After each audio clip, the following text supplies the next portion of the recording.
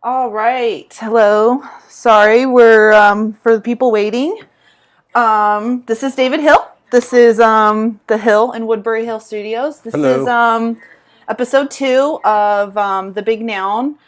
We thought for the first 2 we would interview each other. So the Yeah. people that follow along could get to know us, and B, so we could kind of feel it out and see how it's going to be from the model side. This is Snugglefart. He'll be along all the time. He's the buddy. Ugh,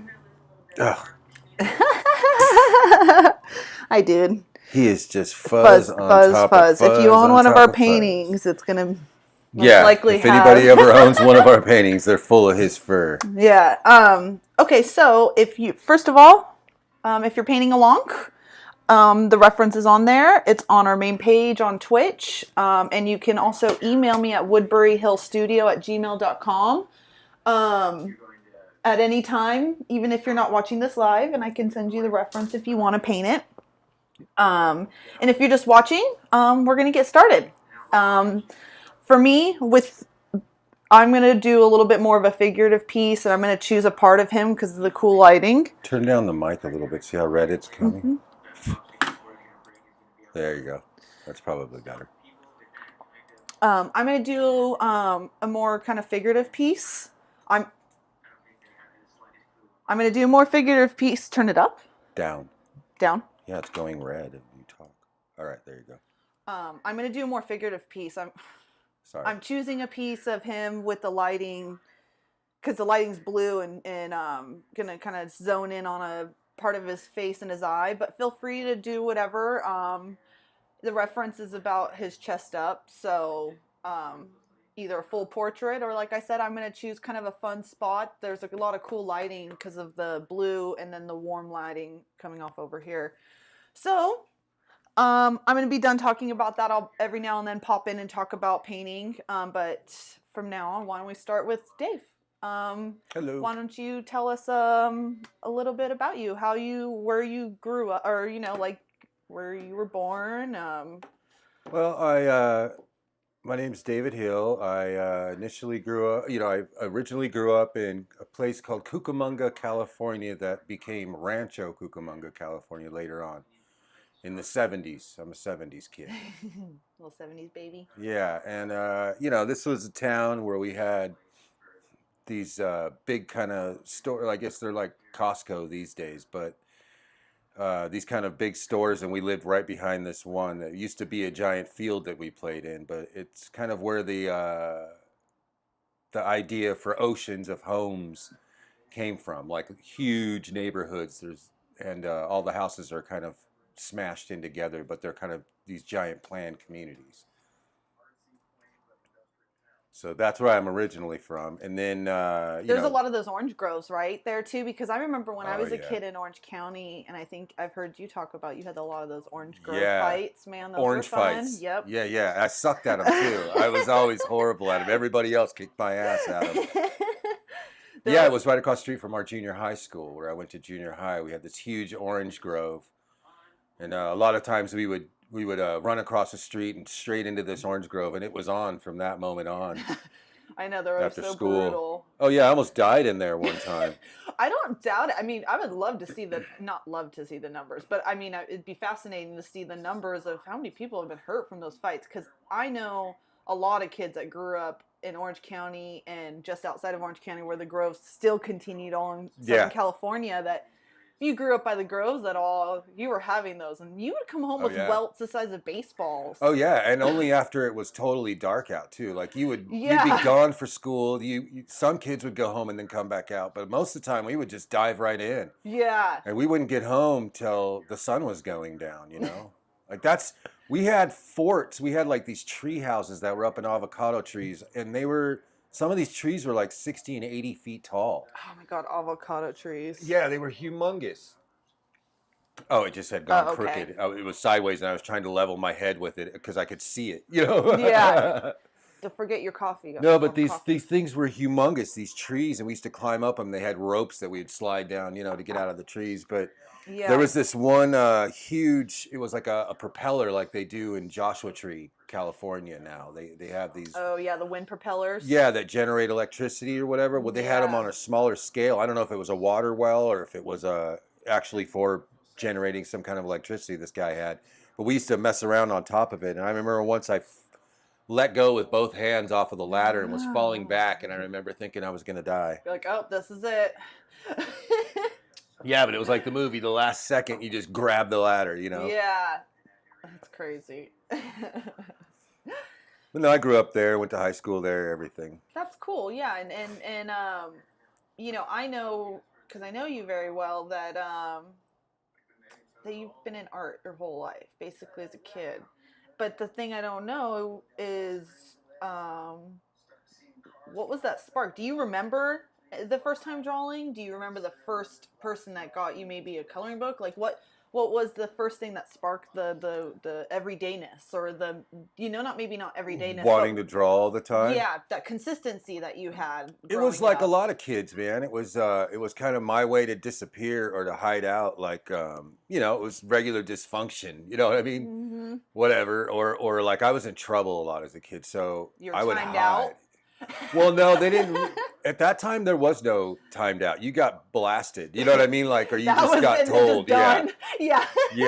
yeah. During that time, I mean, you got the belt. You got, you know, your ass Yeah. whooped. Whatever. You got told to get the hell away, or to calm down. But Yeah. if like the parents were, because you know times were tight. People were trying to make a buck back then, and so there was arguments and stuff. And I used to just hang out in my room and draw all day. That's awesome. So you don't remember maybe your like a color like because I remember like Records. I told you about those the records. Album covers. That's covers. what kinda, I'm sorry. Yeah, no, that was the thing that was. I didn't care about the music or even know there was music inside of them at first. That's awesome. Yeah, because I mean they really were. I mean even to this day I still like looking at records covers because they're so cool. Yeah, man, it was all the album artwork from like my first album, my first LP vinyl was Alice Cooper, Welcome to My Nightmare, and it was because the album cover, it was so cool. It had all these bugs all over it, you know, like insects, and he had this cool top hat, and he was. You know, he just looked cool, and then you saw all the stuff with the eye makeup that he had going on. I was really into Kiss. Yeah. You know, I remember when Kiss came out. So it was a combination of this era. You were in this era where all of a sudden everything kind of amped up visually, I think. And, you know, you were 70s kids. So all of a sudden everything had this way more glitz and like everything. Oh, yeah. Yeah.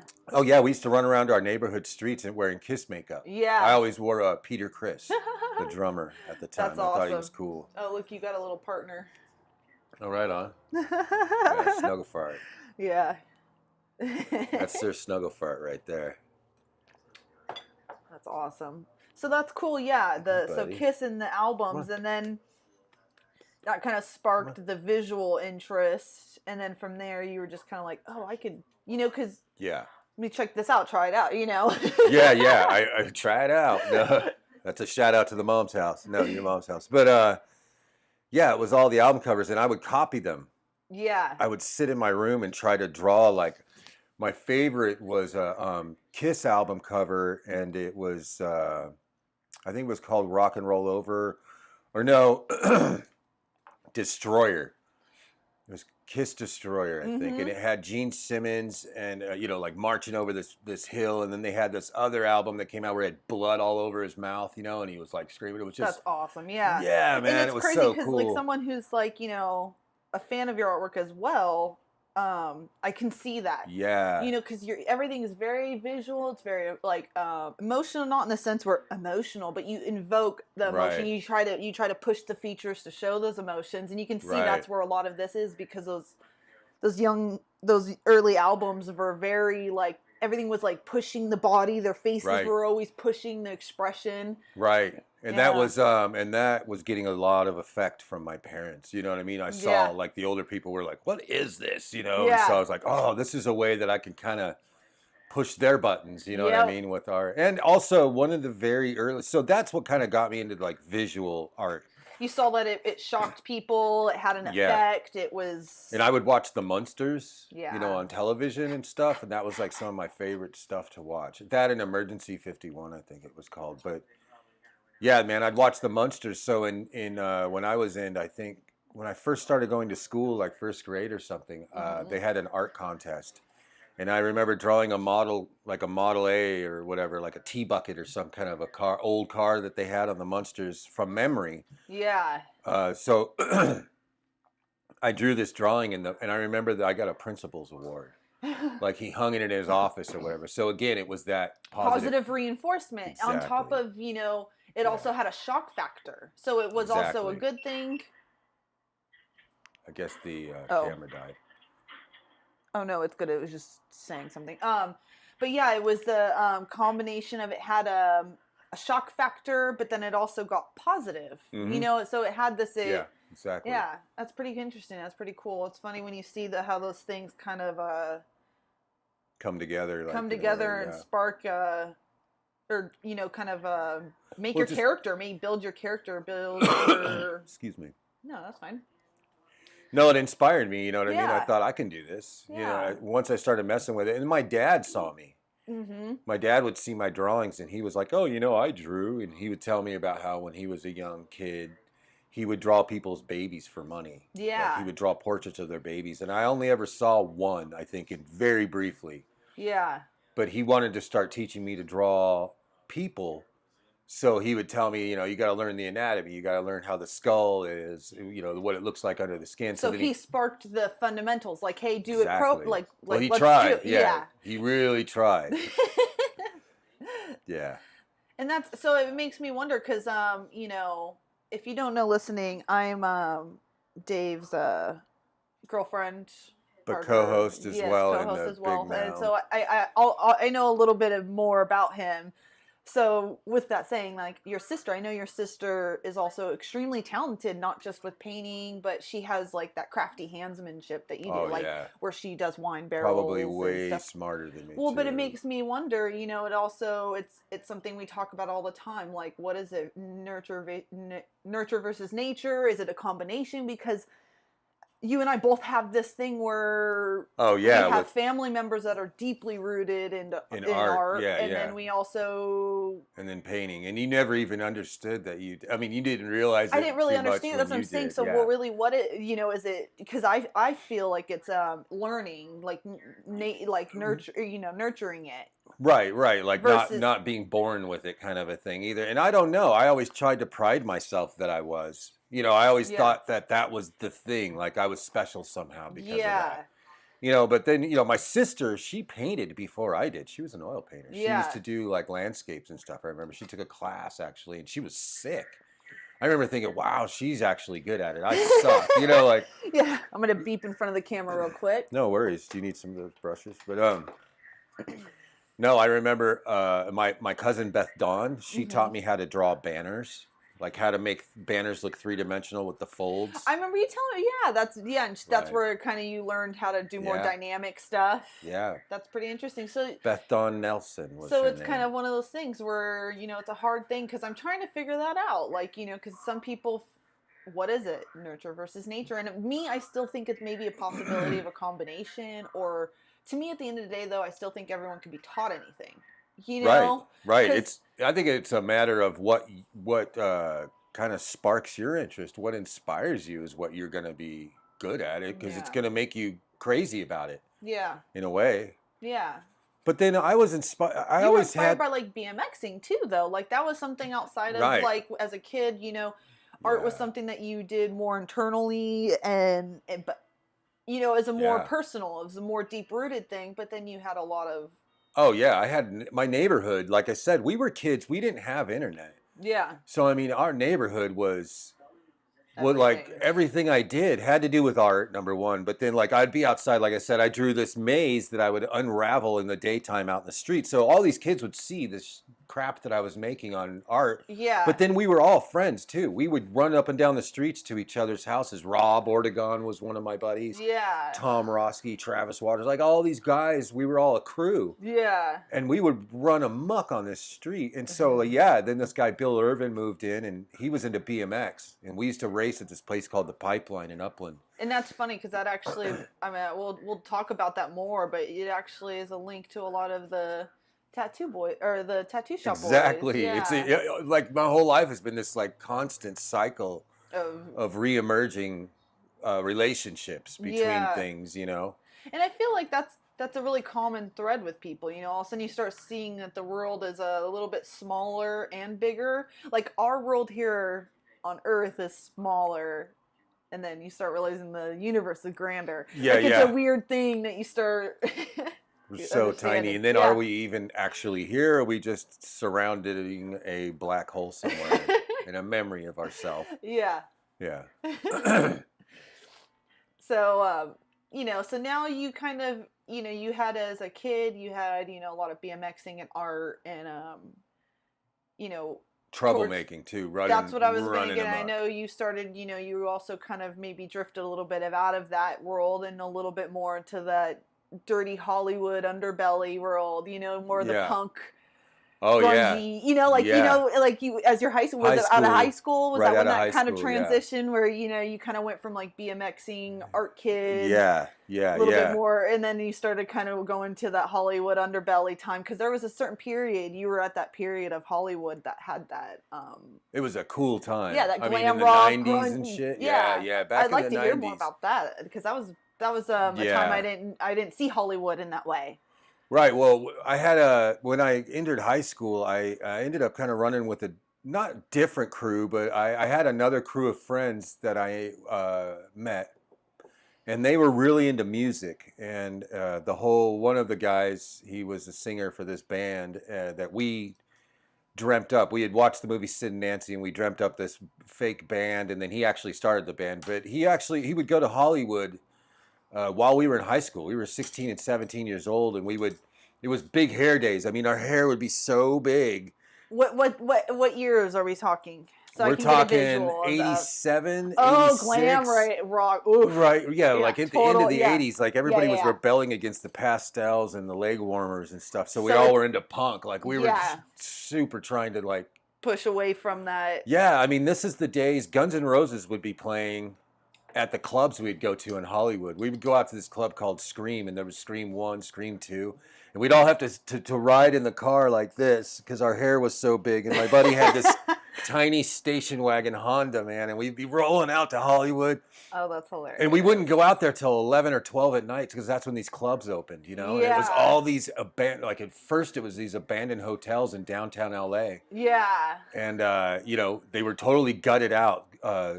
Totally mutual bathrooms. Like it didn't matter what sex you were. Like we were so far ahead of our time, we didn't even realize it. Yeah. But like, I mean, the guys, we would just run amok. We were going crazy. There'd be people having sex in the stairwells and shooting heroin, and people passed out. You didn't know if they were dead or alive. I mean, we ran into a guy. Yeah. We actually ran into a dude in a parking lot and just kept on going. We never knew what happened. Yeah. You know, but it was just crazy nights where we would go and watch bands like Guns N' Roses and Jane's Addiction and X and all these cool, you know, the Zeros and Junkyard Dogs. We would go after hours.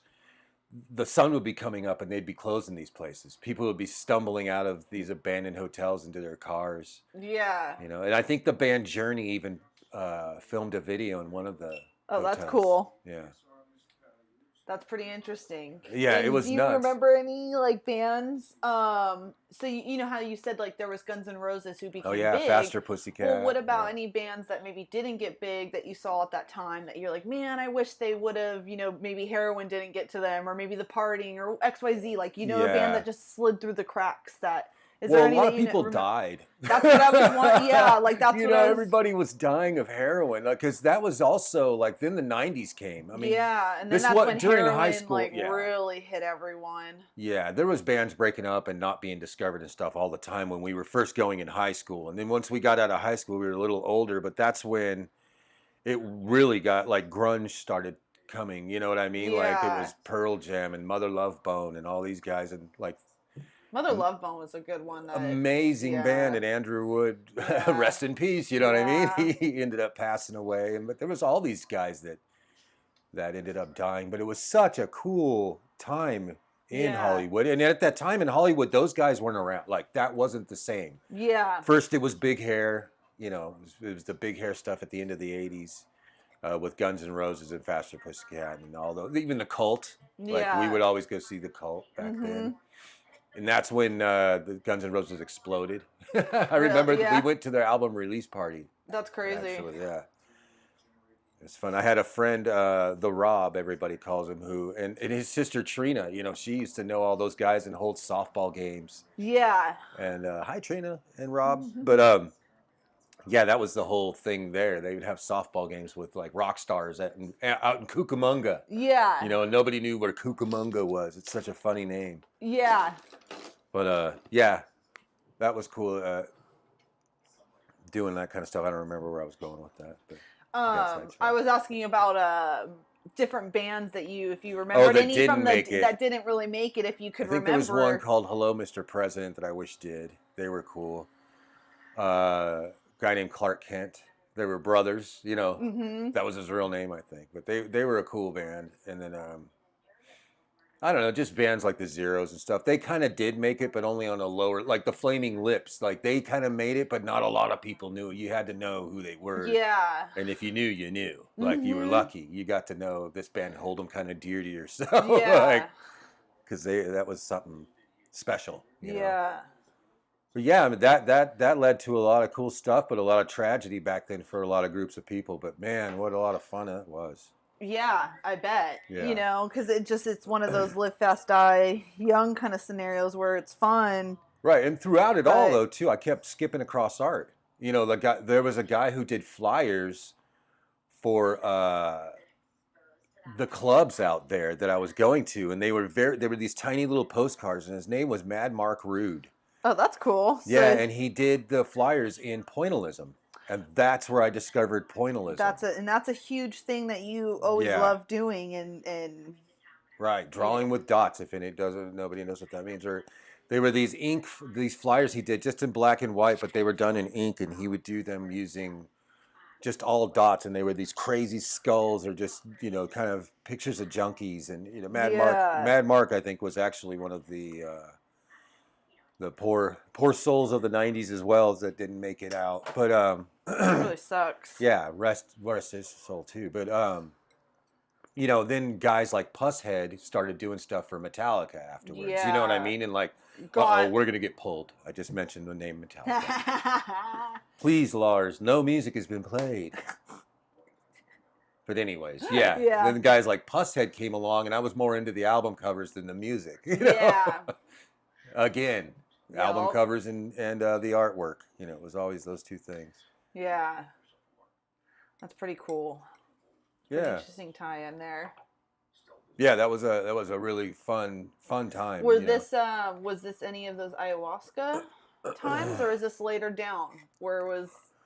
Well, this see, then I would have these interludes because of going to jail sometimes. Yeah, you had some criminal. Yeah, like I would get bored in between these things, and so, but that right sort of after this time going to Hollywood and LA, I found drugs. Yeah. And so Just that's like, so no. there was a whole bunch of hallucinogens. What I did was not ayahuasca; it was datura.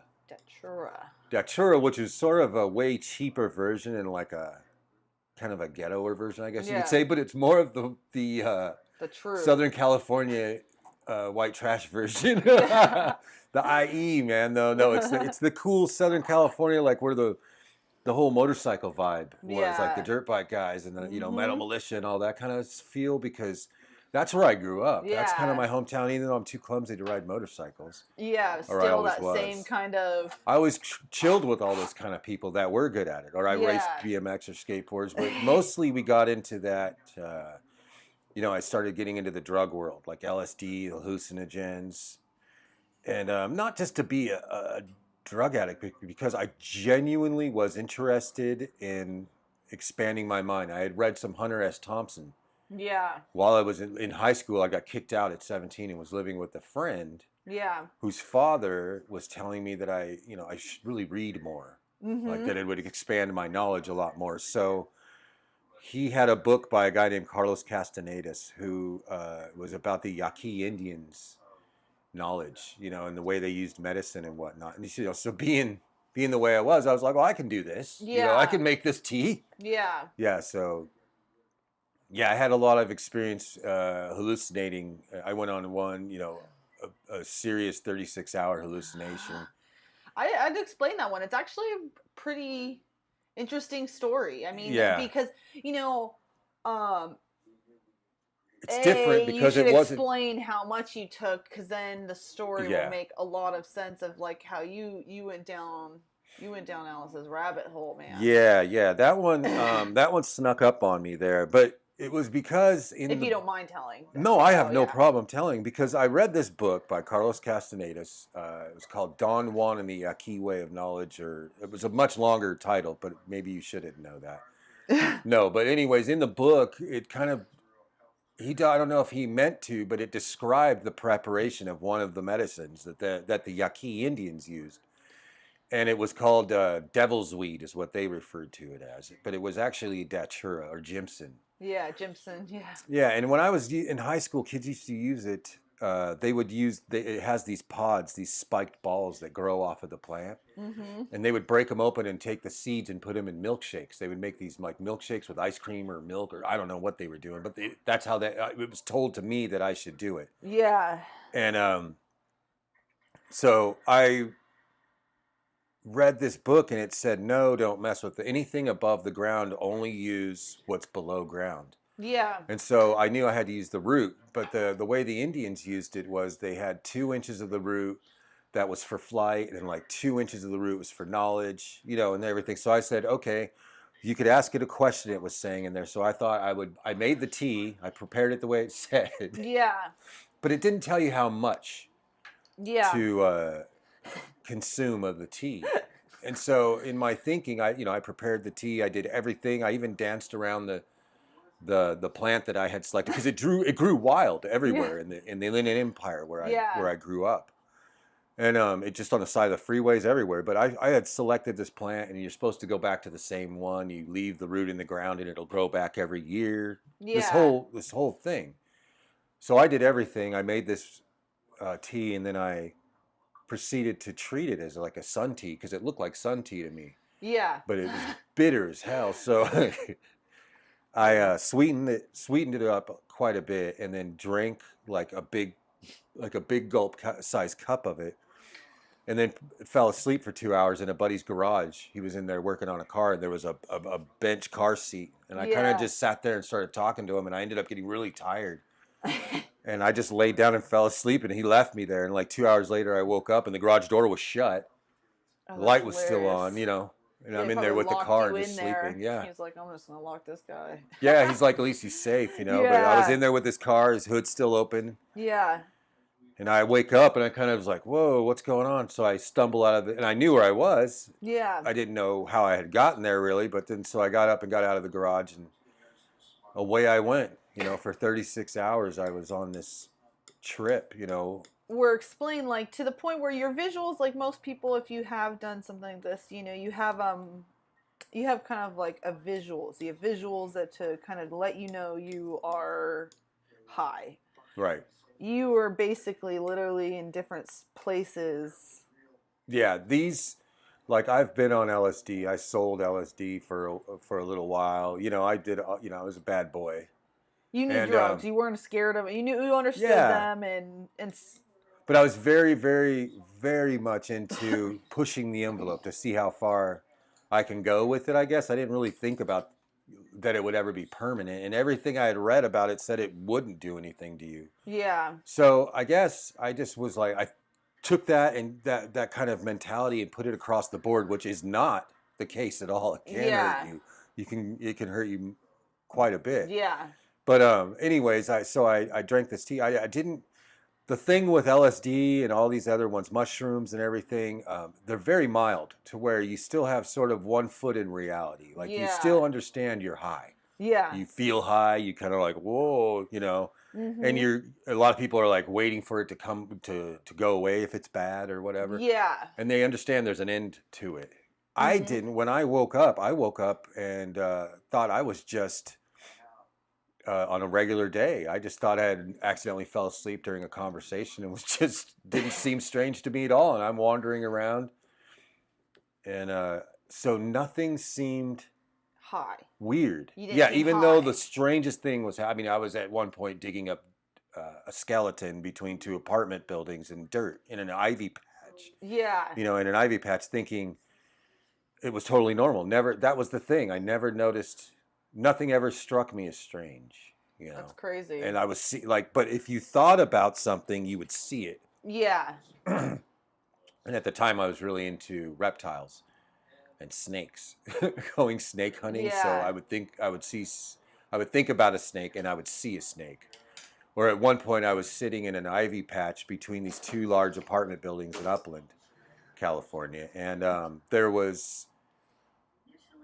I had thought that a group of guys from a gang, South Sider Hispanic gang called VLS, Vato Locos Soreños. They were from Altaloma, California, which is now Rancho Cucamonga because it was incorporated in Cucamonga. Yeah. But anyways, yeah, these guys, I thought that I knew a bunch of these guys from doing some criminal activity with them. So I had imagined or hallucinated that they had come down to this ivy patch that I was camped out in the middle of, sitting in, and they were all showing me that they had 4 ounces of methamphetamine and they needed me to protect it, to hide it for them while they did something. And I don't know what they were going to do, but it didn't seem strange at all. And I was like, Yeah. sure, no problem. So that's the way this That's stuff worked. Yeah, it hilarious. was crazy, man. Like, that's the way this stuff works. So as soon as I thought about it, I'm looking around thinking, I'm sitting in an ivy patch. How am I going to hide this grocery? It was a brown grocery bag. Yeah. And it had just, I looked inside of it. They told me it was 4 ounces. It's not like I got a scale. Yeah. But I look inside of it. It's just like, in my mind, I see this just like chunk of methamphetamine rock, you know, just like a rock of drugs in a bag, you know. And it's And I look totally in and I go, nothing. okay, check. Yep, there, it's there. So I kind of fold it up carefully, and I'm looking around like, how am I going to put this thing in a patch of ivy and protect it? Yeah. And so in my mind, I thought I could put a gaboon viper around it. It's the biggest snake that's poisonous I think there is. Yeah. Huge snake, and but it's very poisonous. So I put this bag of methamphetamine down in the ivy patch, and I wrap a big giant snake around it, and that's protected.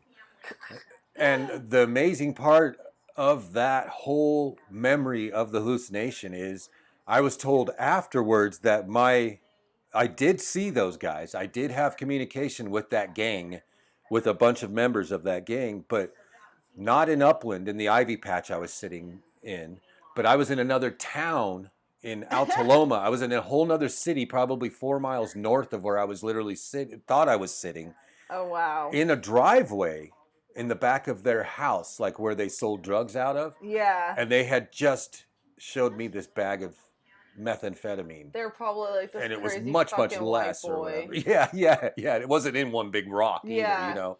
No, but they probably knew you were fucked up, and they're probably like, Right, and they would never show me their drugs just arbitrarily anyways, Yeah. or ask me to watch them, for God's sakes. You know, this house that Yeah. I was talking about, that I was at actually in another city, yeah, was protected with video surveillance, Yeah. you know, a brick and metal fence, and armed, you know, Mexican Yeah. guys, you know what I mean, that didn't have any problem using it, you know, using Yeah. weapons. And it was funny because they told me that they were actually, that the youngsters, like the kids that ran around and were kind of prospects or whatever, like young gang guys, were putting masks on and like dancing around in front of me because they knew I was hallucinating. that's hilarious. Yeah. Like the people I were with told them about it. And that's another Why thing. is that people's instincts? I remembered one of my friends telling me, she's Yeah, I like, know. I sat and did it was either acid or like a shit ton of like pure MDMA Right. or something. A shit ton. Yeah, she was high. Yeah, and yeah, yeah. She was Okay. good and toasted, right? And she was Right. in a room, and they were like yelling into the speaker as if they were like Talking. talking to her from higher with it, like just like Oh, wow. yeah, like messing with her from hearing like this echoing sound, like not God, but a higher thing, and like. So the girl that they were talking to, did she hear their voices coming out of the speaker at a higher volume? Yeah. See, that's what's amazing about it. Yeah. Yeah. Totally messing with it, and it does when you're high. You're all, she didn't even realize that it was them, Oh, wow. because she was high, and so they were speaking into speakers, messing with her as if they were a higher power. I see now. Yeah. Oh yeah, adding to the hallucination. That's what I'm saying. People's instinct are as naturally to like. Oh, I did it to my kids. I mean, they weren't high, I don't think at the time, but I used to do it to my daughter. Yeah, I would take a baby monitor and put the listening end in her closet, hide it. Yeah. And then I would put the microphone. I would have it out in the kitchen with me if I knew she was in there. Yeah. And then I would talk in a little like fairy voice. That's such a great idea. Yeah. That's so cute. Yeah, and I would tell her like, make sure you clean your room. That's the nice. That's the nice version of that. Yeah. You have lying to your children? No, I was saying that's the nice version of the high part. Yeah. Of not, she wasn't on MDMA. It was the good reason to do it. Yeah. Not to mess with someone who's hallucinating. Yeah, you'll kill yourself. The person that's on a bad trip. Yeah. Right. Yeah. No, that stuff. I ended up. I saw all kinds of things. I one point saw like part of a rib cage sticking out of the dirt. There, the ivy patch was kind of at the one end of an alleyway that ran between these two apartments. Yeah. Where I was sitting was actually between the two apartments, and it was just dirt. Yeah. And there was like some trees that had grown back there, but it was sort of like the bathroom window, the back of two sets of people's apartments all the way back. You know what I mean? So if they looked out their bedroom or bathroom window, they were looking at me in this dirt. And they probably in between. were. Yeah. Oh, yeah. No, I had a friend who kept, like, that was the thing, is the only thing I didn't like is people kept talking to me like, like, hey, why don't you come inside, Dave? I bet, because you were probably doing some weird shit. Yeah. Like I had a friend that kept, but he would do it really weird to me. Like he would kind of, like raise his head up out of the window, and he'd be all, Dave, maybe you should come in, dude. And I'm looking at that, you know what I mean? So that's what I see is this guy going, come in. Well, that's what I mean. You're probably high, and he was really just like, hey, what's up, bro? Yeah, and I was like, no. Why do you keep telling me this? This is weird, man. Like, and he's just like, trust me, bro. So anyways, I'm down there on the ground in the dirt, digging.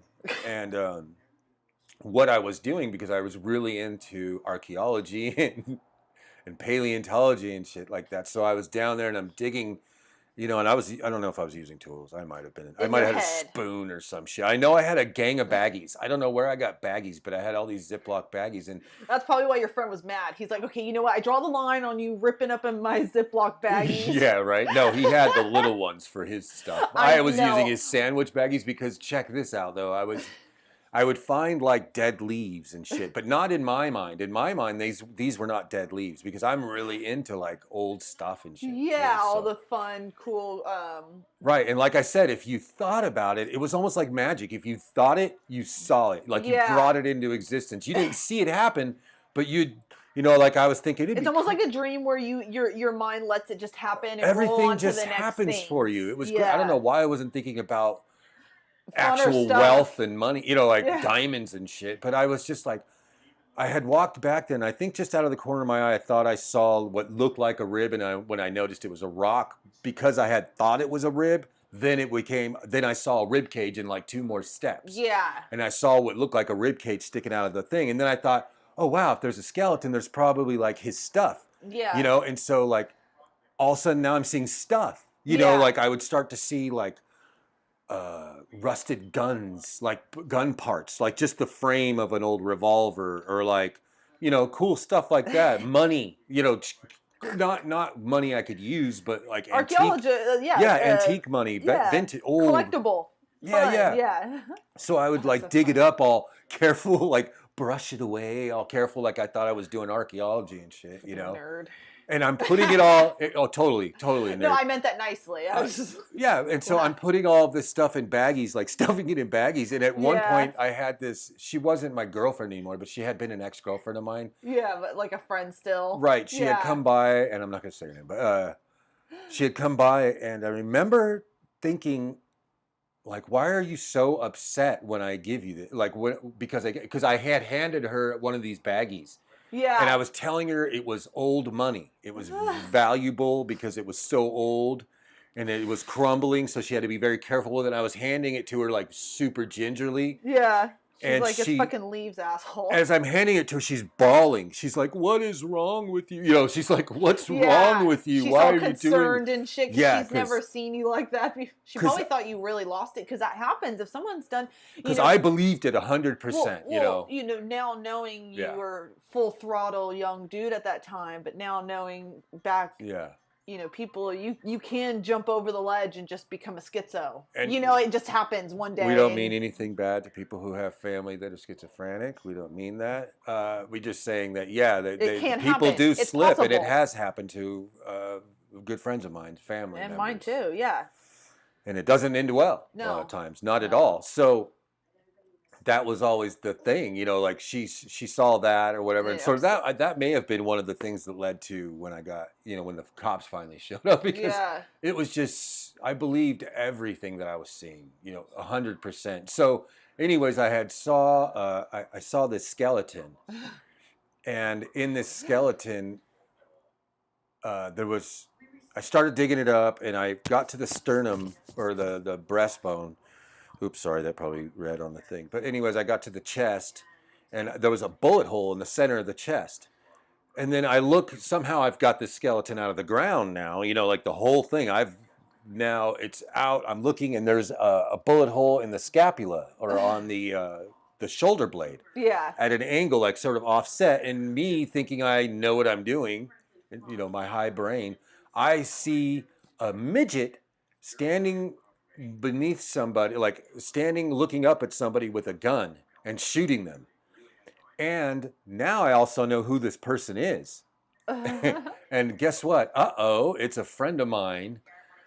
It's their uncle, who really did pass away being hit by a drunk driver when we were in high school. And so now I think, oh no, someone lied to my friend.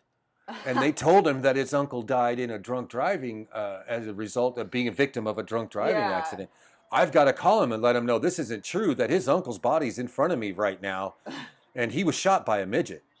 And that's what I did. I called up my That's buddy. nice. Yeah, the amazing part of that whole that whole thing, like that could have been horrifying. Yeah. Like that could have been terrible. The the time in my life, this gives you kind of an idea of what the time in my life was like. The person that I called and told this to, that, hey, your uncle didn't die in a drunk driving accident. No, no, no, no. He got shot by a midget. And I know because I'm staring at a skeleton that's now in between these Yeah. two apartments in Yeah. Upland. And he goes, dude, what are you on? Do you have any more of it? Yeah, he knew. He knew I was high. You know what I mean? He He had wasn't to. shocked. He wasn't Yeah. anything. He's like making he hightails it down. You know, he's on his He's way already at the to see me end. because he wants some Yeah. now. Yeah. He's all this Yeah, guy. that was nuts. So this, anyway, so the whole, you know, that's just one of the other things that I ended up doing, and it could have went bad, but didn't. Yeah.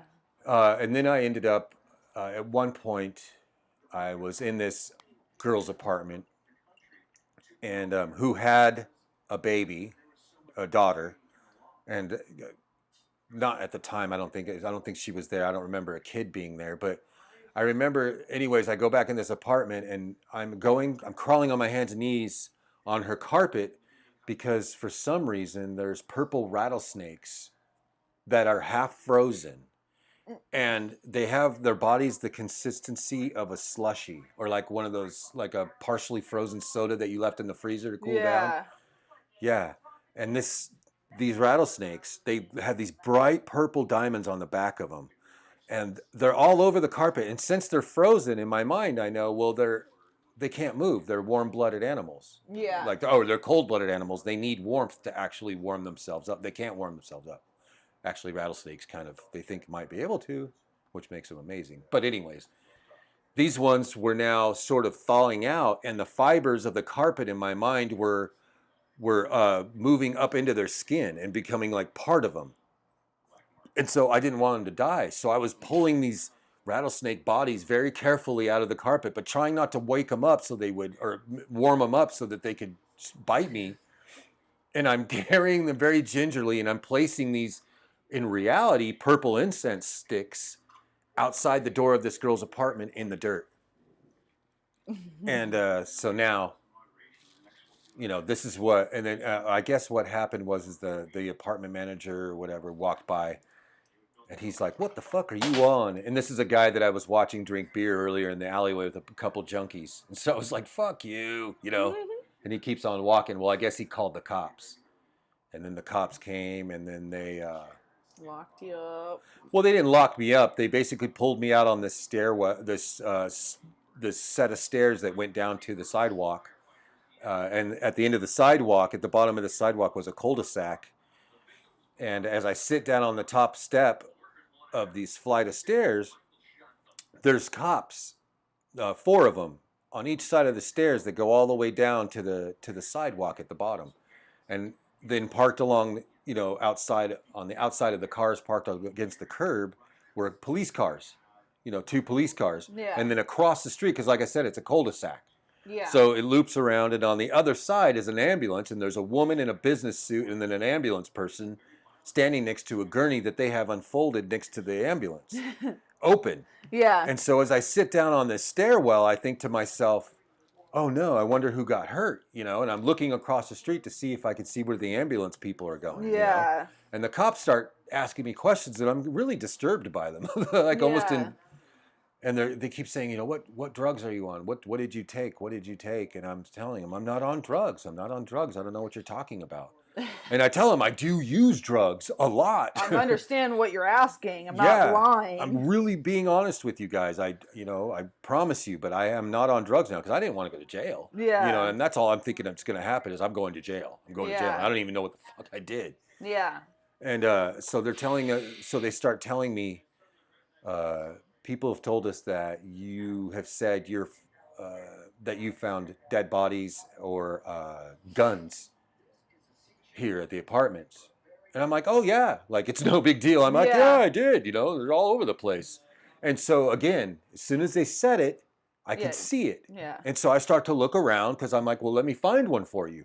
I look just off the side of these stairs, and there's these big plants right next to me, big fat leaves on these plants. And so I'm like parting the leaves and looking down between the plants. And at the bottom, I see, of course, an old rusty frame of a revolver, like a short little snub-nosed .38 looking one. And so I scoop it up really carefully, and I've got it in my hand, and I hold it up to the cop, and I go, see? And I'm like, this is one of the guns. And I go, and this girl that I'm in her apartment, she's got kids, and I go, there's guns everywhere, there's dead bodies. I was also, why are you guys bugging me, Yeah. You should be worried about the dead body over there, like where that came from. Yeah.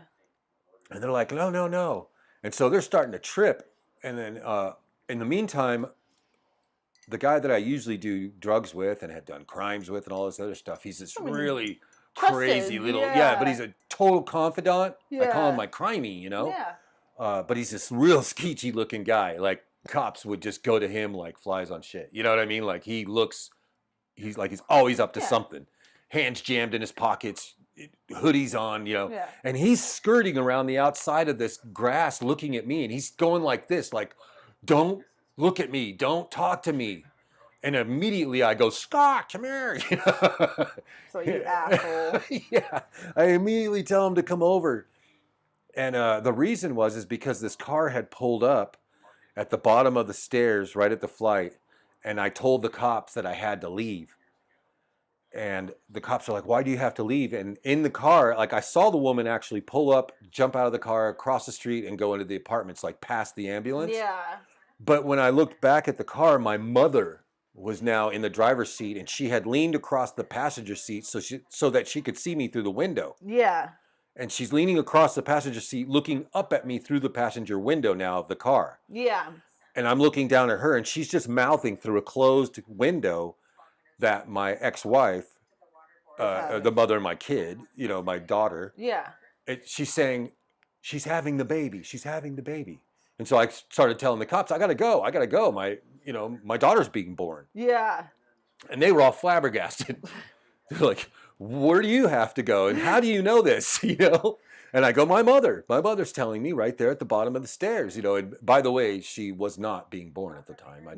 In reality, in the real world. In the real world, she was not being born at that time. So the cops are like, wait a minute, how do you know this, dude? And so the cops go, that's what I'll never forget about this whole thing was the cops say to me, Dave, there are things that you're saying to us that are leading us to believe that you are no longer in touch with reality. And I was like, what? What the hell are you trying to tell me? What are you saying? Yeah, at that point, they're too logical. Oh, my mind was blown at this time. I'm thinking these guys are just fucking with me. I'm waiting for cameras to come running out, but that wasn't even a show yet. At that point, they were being too logical. You're, wait a second. That's a weird phrase you're saying. That's a very... Yeah.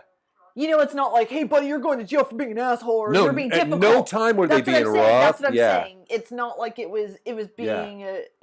you understood, like, oh, wait. I gotta hand it to them too. The Upland cops were being cool as shit. Or they were Upland cops. I was thinking it might have been Ontario because we were so close. But yeah, they were being so cool.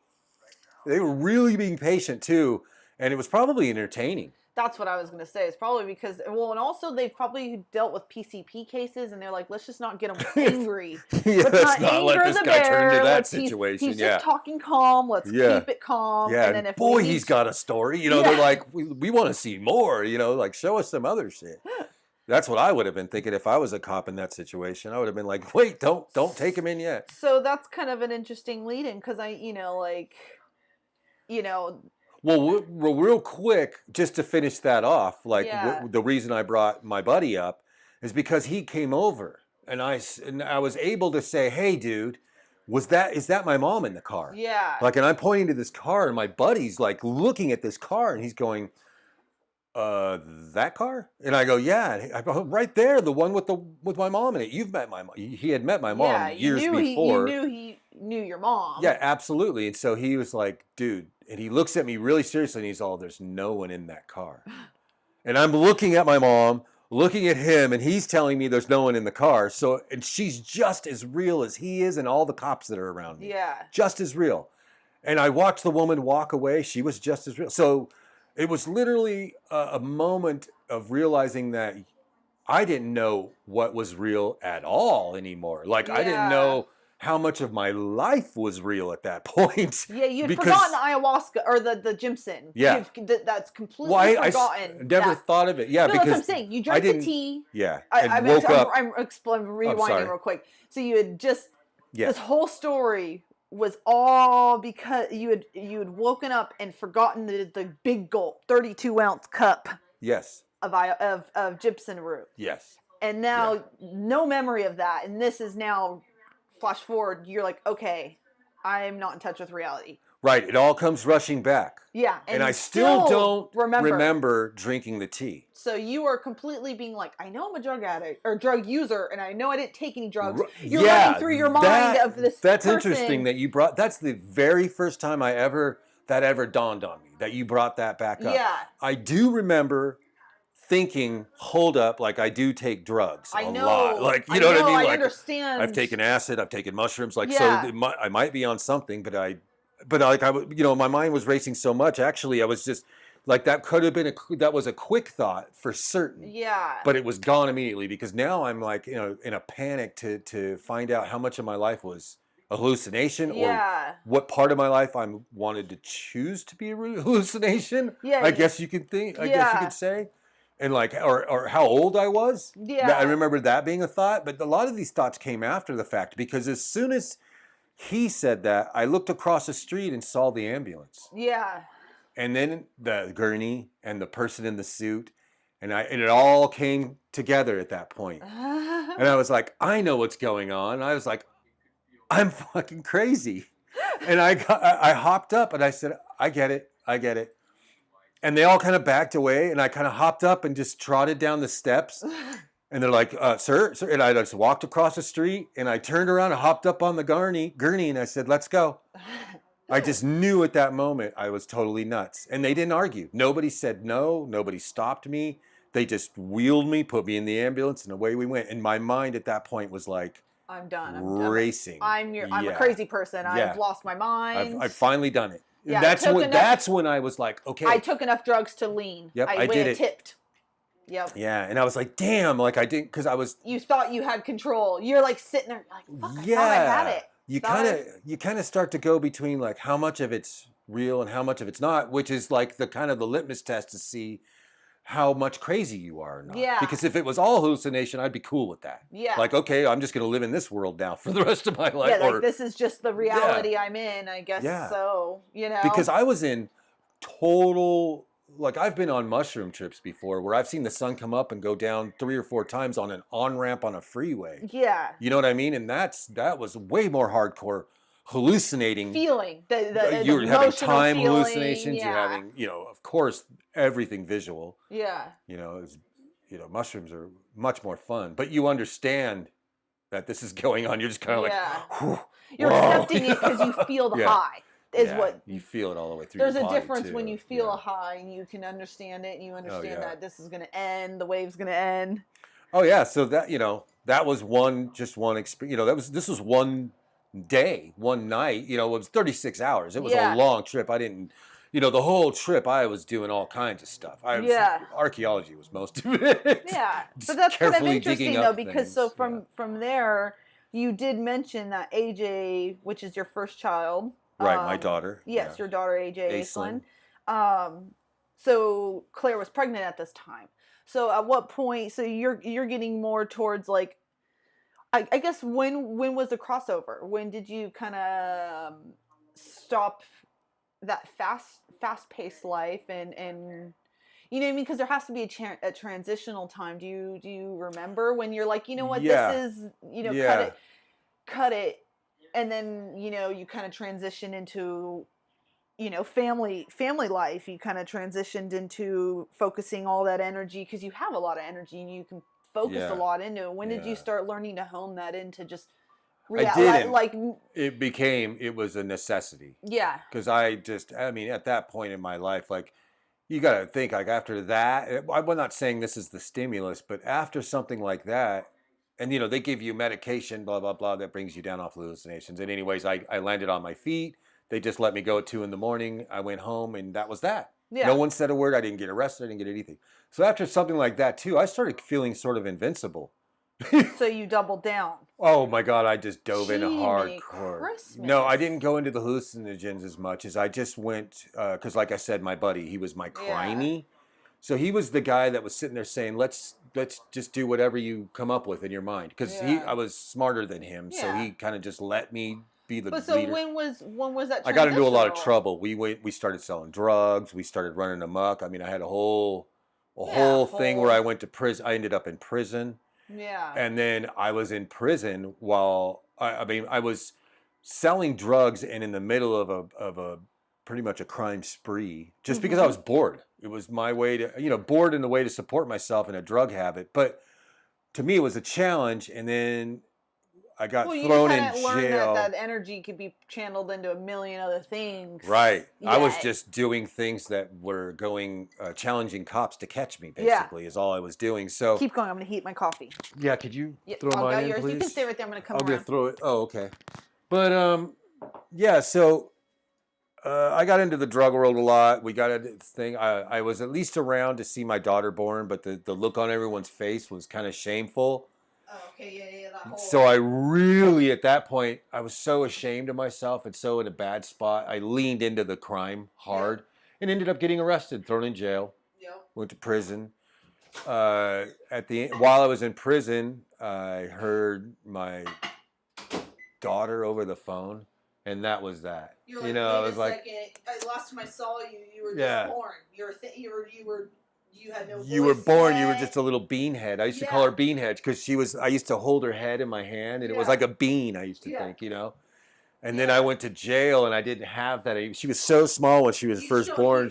But I was so small. I was almost as I weighed as much as her when I was that bad. Growth period just shoots up. Yeah, so all of a sudden, you see someone become a human, and you're like, wait, I missed you becoming. Yeah. You're not mic'd either, so they can't hear your questions. Yes. Well, no, my daughter. That kind of. Yeah, I heard my daughter's voice on a collect call from prison to my ex, to Claire. I won't call her. That's mean. But anyways, I heard her voice, and then that was when I kind of decided I just got to get the hell out of this life. The whole drugs, the whole whatever. I felt like I had kind of pushed it as far as I needed to. When I got into prison, it gave me the ability to go clean. Yeah. My brain cleared out. And then you had time to realize, I got off the drugs. I can channel a lot of this into other things. I grew up in San Bernardino where meth was invented almost. You know what I mean? Hell's Angels and methamphetamine. You were also a young adult and teen when that happened. Yeah. Young adults and teens do drugs or, experiment with the newest things. So it's unfortunate timing that it was one of the nastiest ones. Oh, it was the worst, man. It was the worst. It destroyed so many of my friends, so many of their lives. But, yeah, so I got out of that. My daughter was born, started cleaning up, really exercised, started to find a little self-respect, self-dignity, feeling of accomplishment, got out of jail. And and that's when you learned how physical. Thank you so much. Yeah, no problem. How physical things can help change things. Because you got yourself into a job that was nonstop active, a lot of hyper focus. Maybe talk about that, because that's a great way of people don't sometimes I feel like people when they're getting out of drugs, they don't realize sometimes if you just focus on a physical and let the mental just ignore that for a minute and channel a physical energy and push. Absolutely. It can kind of let you get out of your own head, because sometimes I feel like when you're caught up in a drug world, you're in your own head too much, actually. Like that's a lot of the. Yeah. It was like I said, I was given the ability to get sober, like to actually just become sober for a minute. You know what I mean? Actually get the shit to come out of your system. Then you work out the whole time you're in prison. You're forced to. Yeah, and you learn that. Oh yeah. I was in Chino prison for a minute, and it was like you had to. Yeah. 113 burpees every day. Yeah, that was just how everyone started their day. Hell yeah. And it was screwed too, because I got thrown into that unit because one of the guards in there I went to high school with, so he said there was going to be a conflict of interest, and he was just this prick from high school. Yeah. And because no one knew, he was the only guy who knew, and he came up to me personally and said that he was doing this because he knew me, and for me to keep my fucking mouth shut, or I'd be in the hole. I would have to spend the time that I was going to spend in Chino in the hole. So he just moved me to this unit that was literally directly across from the hole. It was just like the hole, but I guess it wasn't. I don't know. But anyways, so you get cleaned up, you get exercise, you get the drugs out of your system. Then I got out, and number one, I was supposed to parole to a bisexual's house, which, in prison sounds like a great thing. Yeah, it definitely. But the first night I got out, she didn't go to sleep. Yeah, and you're like, oh, you're on drugs. Yeah, well, I shouldn't say the first night, second, third, and fourth is, or whatever. You just started realizing you weren't sleeping. Exactly. So I thought to myself, okay, if I'm around drugs, I'm going to use drugs. Yep. If I'm around the people I used to use drugs with, I'm going to use drugs. So I literally had to push not push, but just you have to not contact. Because I was in prison, so everybody had already said, fuck you, Dave, and it was gone. Except the close few. I'm sorry. but a lot of people, that's just it's just a have to. It's impossible. Life happens, man. You don't got time while you're trying to make bills and shit happen out here to hang out with meth heads. Well, or to be making sure you keep in contact with your prison homies. Yeah. Like they're in prison, they're taken care of. You know what I mean? They're fine. They're gonna eat. You got to worry about yours. Yeah. You got to worry about where you're gonna sleep and eat. Yeah. So a lot of times, that's what happens. You end up, a lot of those people fall by the wayside. But then I got out, went to move in with this person. That didn't work out so hot. So a few nights of that. Which is smart, because a lot of people, I feel like that's a hard thing. They would have just gone right back into it because it was easy. You had a place to live. Oh yeah, it would have been easy to embrace. You have a place to live, and that's enough to tell the brain, I'm safe. Security. Like, why? Yeah. Why? I'll be fine. Maybe I can get them sober. Like, you would tell Yeah. you know, it's easy to tell yourself all these ridiculous stuff to justify Yeah. it, and I commend you for that because that's hard. That's a hard thing to be like. Well, I'll just pull myself out of this because that's what it takes. It That's what it takes that. takes, man. Yeah. I mean, if it's important enough, but I just, I didn't like the way I looked before, and I definitely liked the way I looked when I Coming out when paroled. you Shit, when I was paroling, I was yeah, bench pressing 305. I'd squat a bunch of weight. probably felt mentally good. Oh You yeah. were waking up on a schedule. I mean, like, not that prison's a good thing, but from It's your crackhead basic, Yeah. not crackhead, but a meth head to Oh, I met some cool ass people. The Mickey to all of Thompson a sudden, guys. yeah, The to guy all who of a was sudden- accused of killing Mickey Thompson. Yeah.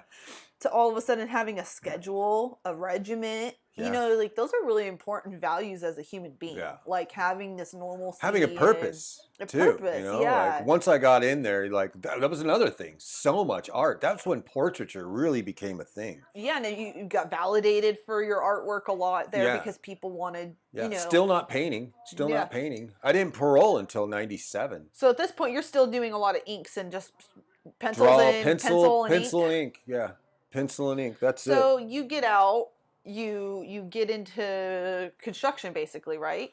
Yeah, I get out. Well, at first I got into the only job I could find was in a machine shop, and then once I did touch base with a couple friends, and they were working. What happened with that? Anyways, yeah, they were working at a drilling company. That's Yeah. what it was. I had reestablished, and they were clean. They had cleaned up their act. And these are people that used to blow up shit in their garages and shit in Chino. Yeah. Down in the dairy lands in Chino, Mhm. California. Boy, we used to make pipe bombs just for fun. And we'd blow up frozen turkeys and toilets, and we blew the corner off of a garage. These guys had also, without going the route I did, cleaned up a little bit, and so I found them on the other side. Yeah. And I remember I was working 40 hours a week. I got hired as running a machine. I think it was a Davenport. It was what it was called. It was a screw making machine. But basically, we made little parts that went inside of mag light flashlights. And they just, we fed in raw material, and out the other end, this thing would just rotate and make these raw parts, and they all had to be measured to 10,000ths of an inch and all this shit. It was kind of cool. But we used to work 5 days a week, 8 hours a day for 40 hours a week. And then plus we got to work Saturdays if we wanted to. Yeah. So and I knew free ability for overtime. Yeah, totally. And I knew that if I didn't keep busy, I would get bored again. And the way I kept from getting bored was getting high or doing trying to beat the cops. Yeah. Because the risk was really high with the cops. You go to jail, for God's sakes, Yeah. So, excuse me, I would try to get away with shit if I wasn't busy. So then I started to test everyone and everything around you. Absolutely, man, just pure boredom. So then I started. God, that guy looks like Tom Segura. But anyways, so I knew I had to stay busy, and then they took our Fridays away from us. They took us down to 4 10s and no more overtime. So we still got 40 hours, but we had to crush it into 4 days a week, and I didn't like that, Yeah. And I was making money, and it was the first time I had ever gotten credit. This is like I was like 20 something. Yeah. When was this? 97. I was 27. Yeah. You know what I mean? And I was almost 30 years old and just having credit, just trying to figure shit out. I was an idiot. Yeah. I was just an idiot, man. And so, yeah, I got out. You see, you got started. You were you had clean credit. You were all set up and Right, but see, I was drinking. I figured if I wasn't doing drugs, I was fine. I could just drink. Yeah. So I get this credit card. I'll never forget. I get out of prison. Sorry. I get this credit card. My dad, when I left that chick's house, I called my father. Yeah. And me and my stepmother we never really got along or whatever. Like we actually fucking hated each other. Basically, Yeah. We would fight. But it was so much a thing in my head that I had to get clean that I left that house. I called my dad to move in with him, to leave the bisexual girl's house. Yeah. You know what I mean? That's how important it was to me. Yeah. And I was like, God, I'm going to jump out of that situation to go live with this lady who hates me. Like, yeah. I move in with them, and this was another thing. Like literally about a week after I move in, my stepmother lost this case of see. My thing is I used to burglarize stuff. I won't say what, but for computers, because I would, and then it was funny. I had friends. I would tell them to tell their parents that I was having yard sales and that I had these new computers and shit. And their parents would buy all this crap off me. And they would get to the point where they were like, hey, if you're getting any of those yard sales lately, if you find any of those Hewlett Packard, like the brand new version, I could use one.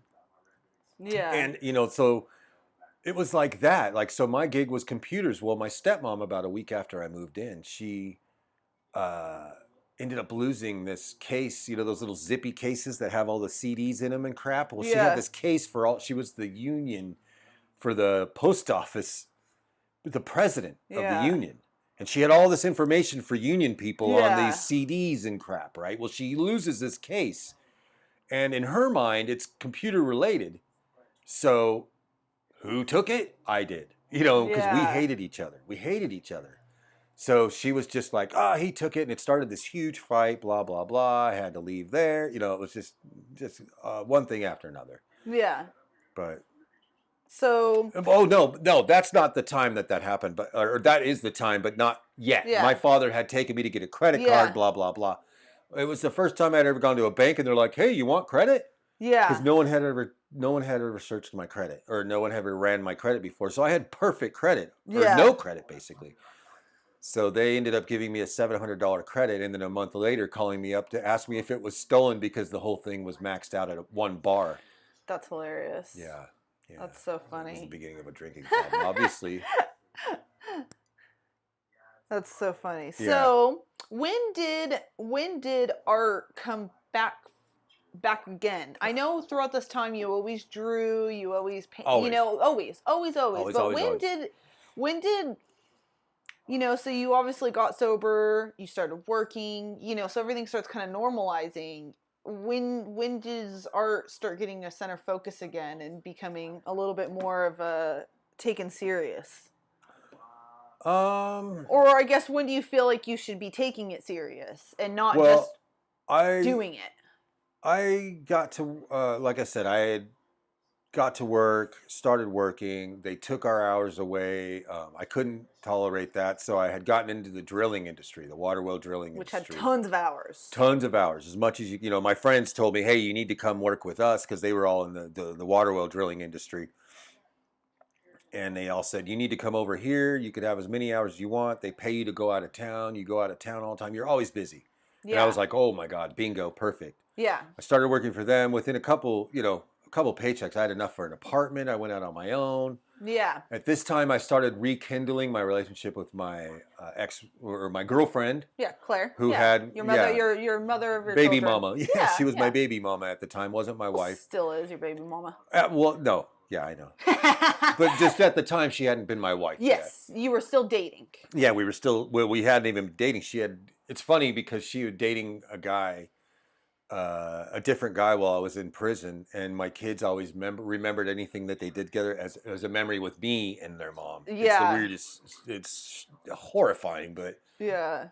As long as the memories are good, I let it ride. Yeah. No, I'm just kidding. Oh, yeah. What did he get you? I mean, what did I get you? Yeah. SeaWorld. It was SeaWorld. Yeah. Remember, we went to, because I was like, I've never taken you to SeaWorld. $500 a day, I made Yeah, my daughter would always be like, you remember that time we went to SeaWorld? And I'd be like, sure. It was amazing. Yeah. I hated SeaWorld.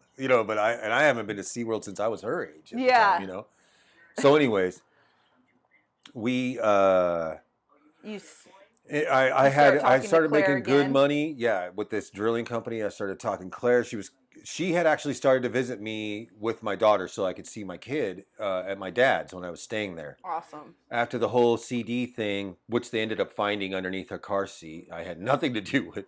I still have nothing to do with. I gave up everything. You could see how bad, and that was my point. You could see how bad I wanted out of it. Anyways, so she, I get out of there, and I move into my own place. Actually, me and my girlfriend go get married. We buy a place together. We're living in the place together, a mobile home we bought after married. I've got a son now, so we're a family, and that's when art comes back. Like Everything's good. You have time for that. You have that exactly. mental freedom. You don't feel Yeah. you feel like you're in a good direction and Yeah. Well, I realized that I made it. Like it yeah. had been 10 years, I think. It was Yeah. like 2007, I would imagine, because I remember thinking to myself at the time, like, I haven't smoked weed or done anything for 10 years. I was still a Yeah. raging alcoholic. Yeah. Raging alcoholic because of the drilling, too. Yeah. That was really big in drilling. They used to say in the drilling industry that it grew up that you couldn't show up on a drill rig unless you had a shiny bottle. Like everybody had to have a shiny bottle. Then in the 80s, you couldn't show up on a drill rig unless you had an 8 ball Yeah. of something. You had to have cocaine, you Yeah. had to have meth, you had to have something. So, before the 80s, it was shiny bottle. Then in the big 80s, it became an 8 ball from then on.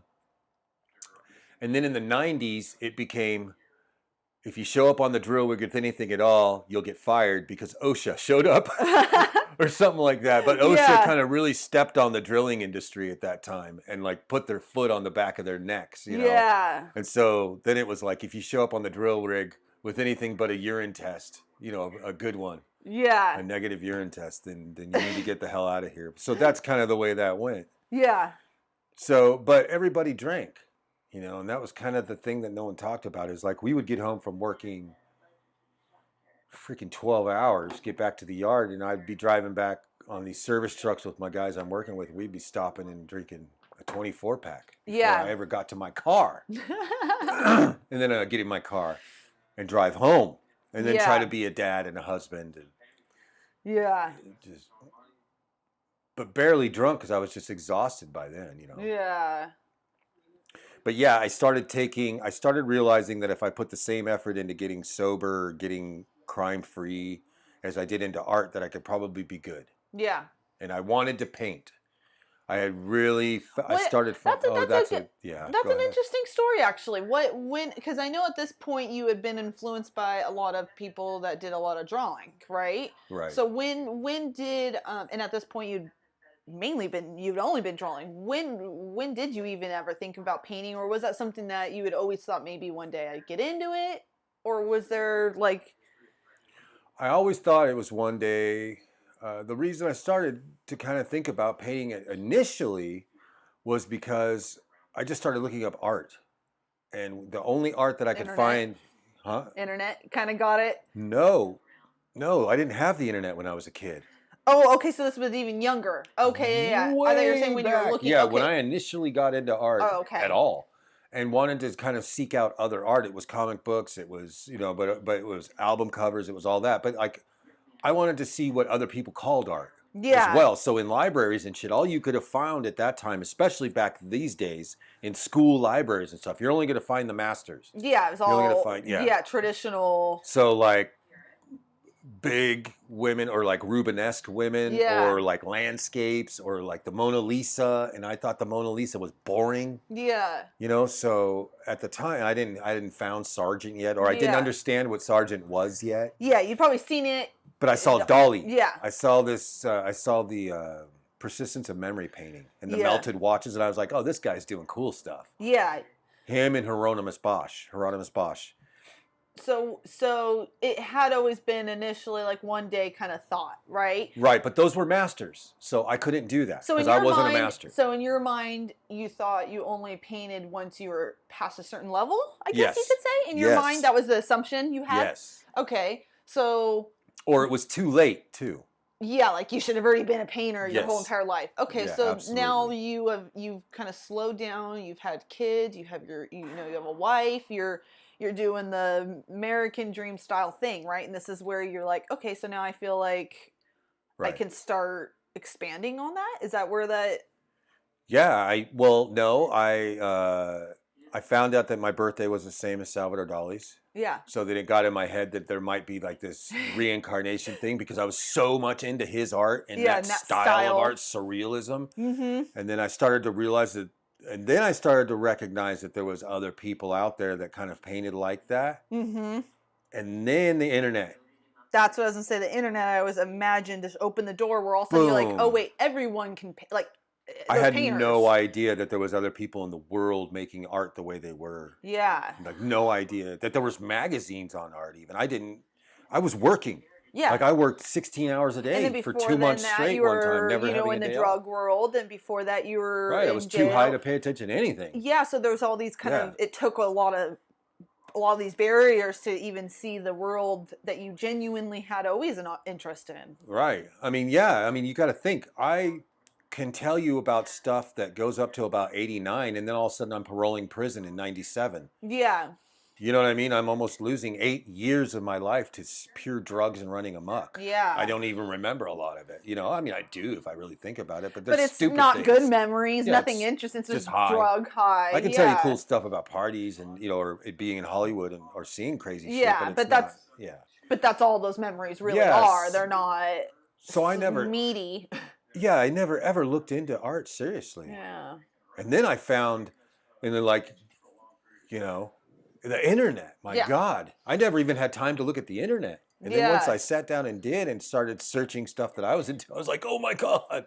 Yeah. And so that's when, is this, at this point you're like MySpace time, right? This is like MySpace era. Yeah. So this is when you Yeah. you find like Michael Husser, who I think is probably one of the Yeah. people who let you know that it's accessible to anyone. Well, I it think. wasn't. Or at least open the It door wasn't to Husser that. yet. It was mostly like Dan Ouellette. It was like David Cho, I think, may have even been one of the guys early on. Like, Yeah. and there was a bunch of digital guys. Like, I didn't know digital stuff was big. Yeah, that was that new growing thing. Yeah, I got. What was the other one I got? But I bought a book by somebody. I think it was. It's called Skullfucker. The name of this book, and I just was like, okay, I got to start doing something with color. Yeah. You know, I got to start doing stuff with color. You know, because Dan Ouellette was doing these pencils Yeah. still, but then he was like a videographer too, so he had, you know, color in some stuff. But then like Skullfucker was a book that came out. I'm so bummed out that I can't think of his name right now. He's the guy who did Slayer's artwork.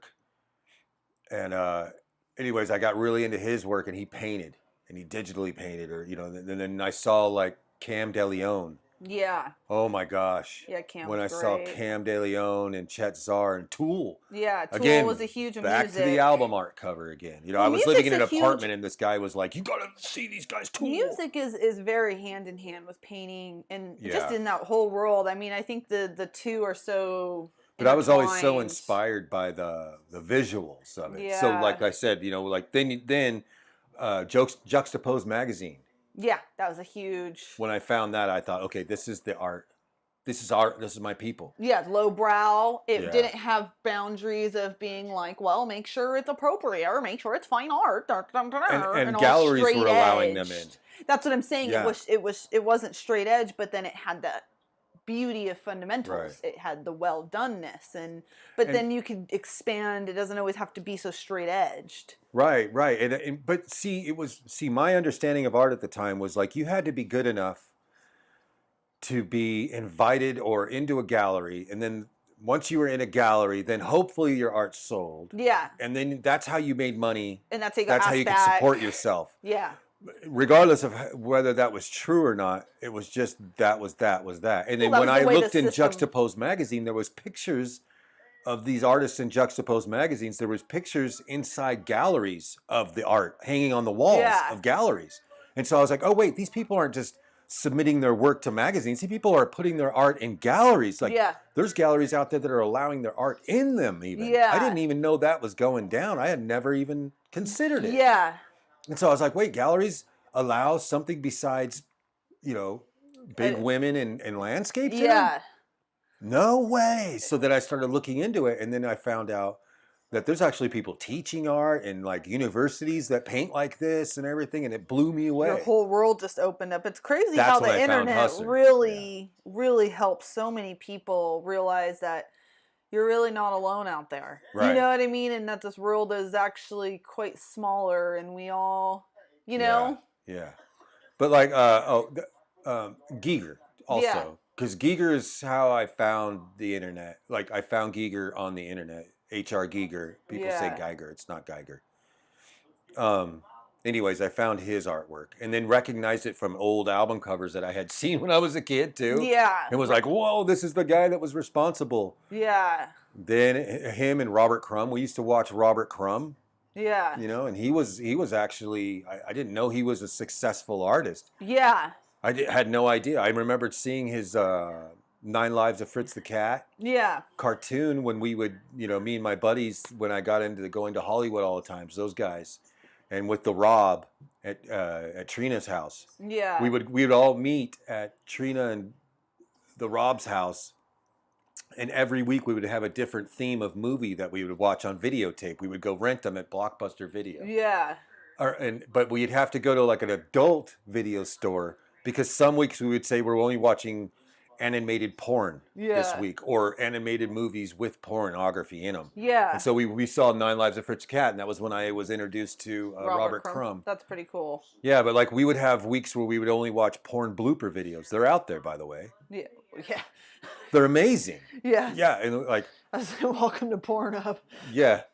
Well, no, that stuff wasn't even out yet. That's You had what to I'm actually saying. go get a No, physical videotape. Someone had made this tape. You know what I mean? You'd have to go rent it from a Yeah, like a Blockbuster style place. But these places had like a curtain. Yeah. You'd slide the curtain back, go behind it, and find a porn blooper tape. So yeah, we used to have these weeks where we'd do that. It was freaking a ball, man. Yeah, and then So then, yeah, I started taking, flash forward now here, I'm in the family life.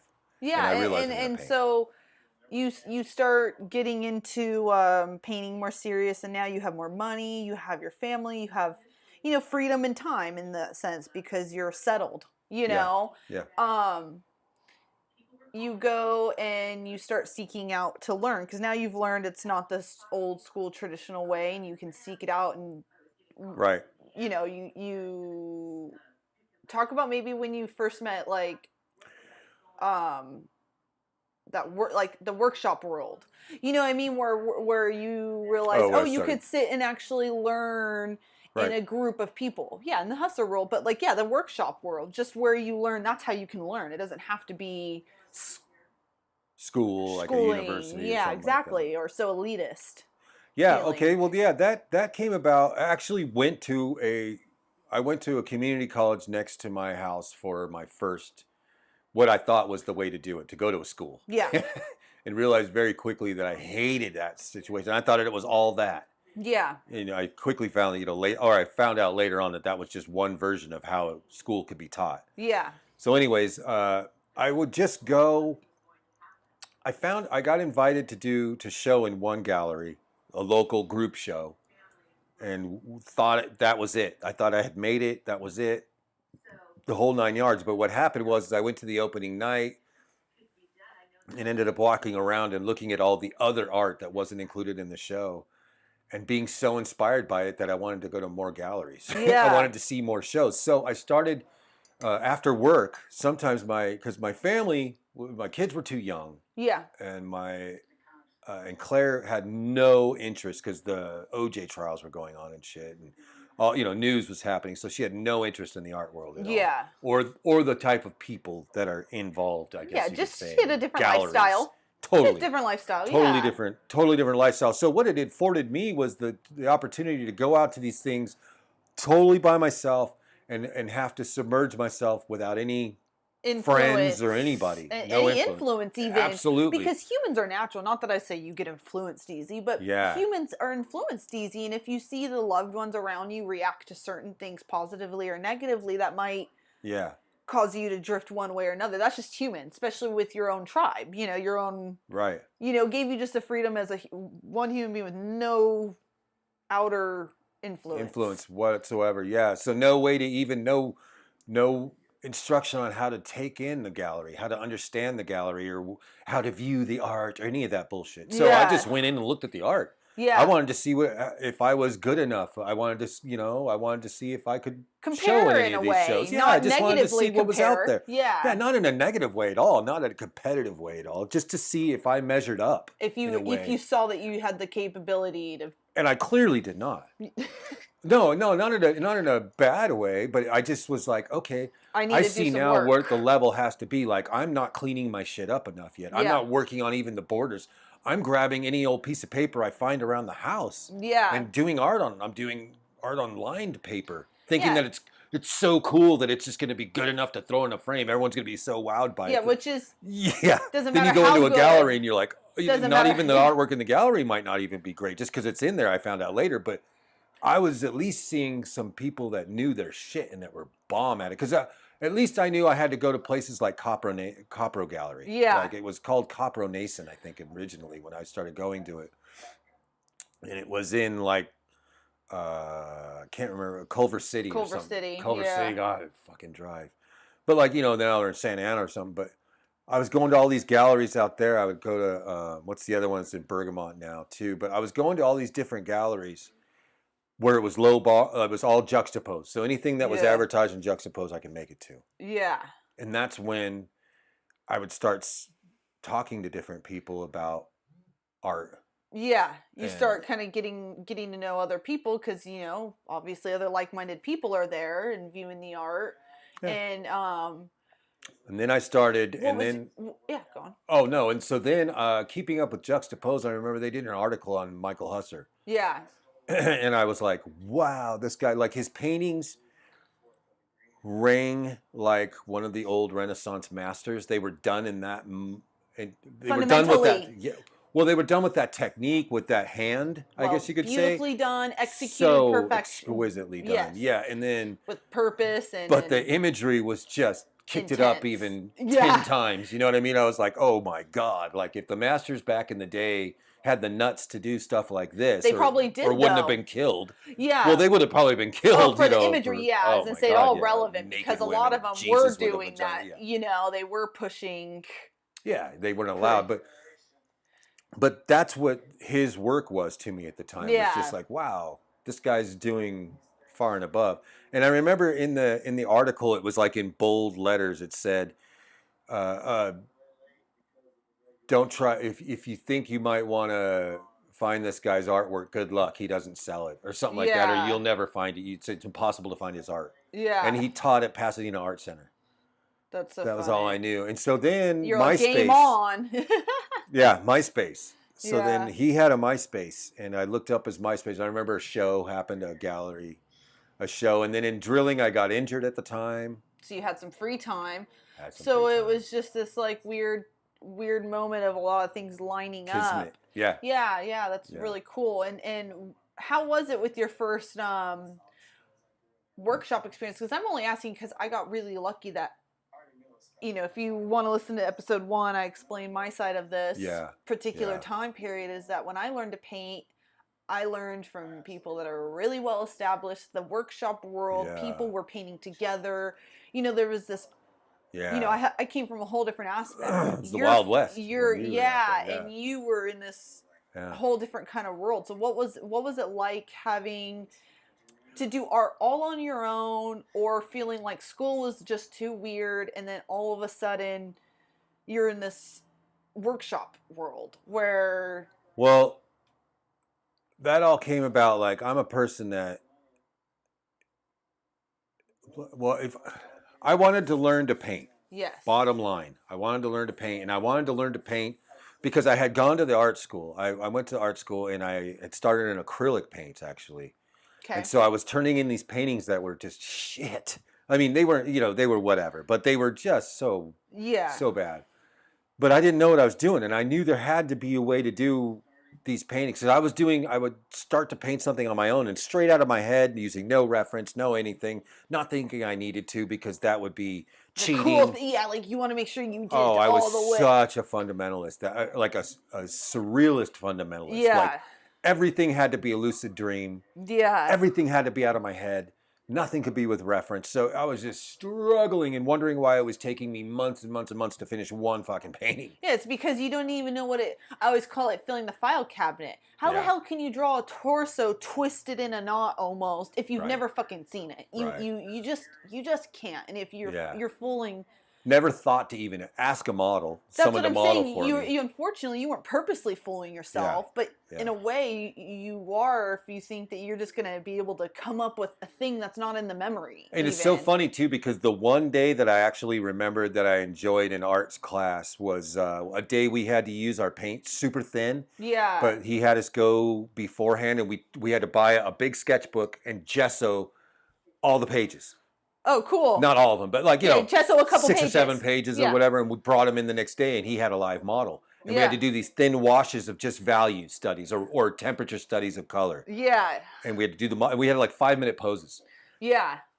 And it was amazing. It was amazing. I should have figured it out then, You but I should have didn't. known that that's what was going. I You was really needed. hyper focused on how much I hated the class because he wasn't teaching anything about technique, So the everything that was palette, there was color already theory. was kind of Yeah. poo-pooed in your mind. Anything he had taught you had been like, well, I'm throwing that out the window. So Yeah, maybe that everything kind that of I thought lumped in was there. Yeah, everything that would have seemed like an answer to me wasn't there. There was Yeah, nothing coming to me that was answering anything that I didn't even know was a question yet, yeah. really. Like I didn't even know how to ask questions. I You didn't even know weren't. the words. Yeah, I didn't know what value meant. I didn't know that meant light or dark or whatever. I didn't know what temperature meant or the yeah, idea of temperature and how that's important or why it's important in a painting. Why composition. He never went over any of that. yeah.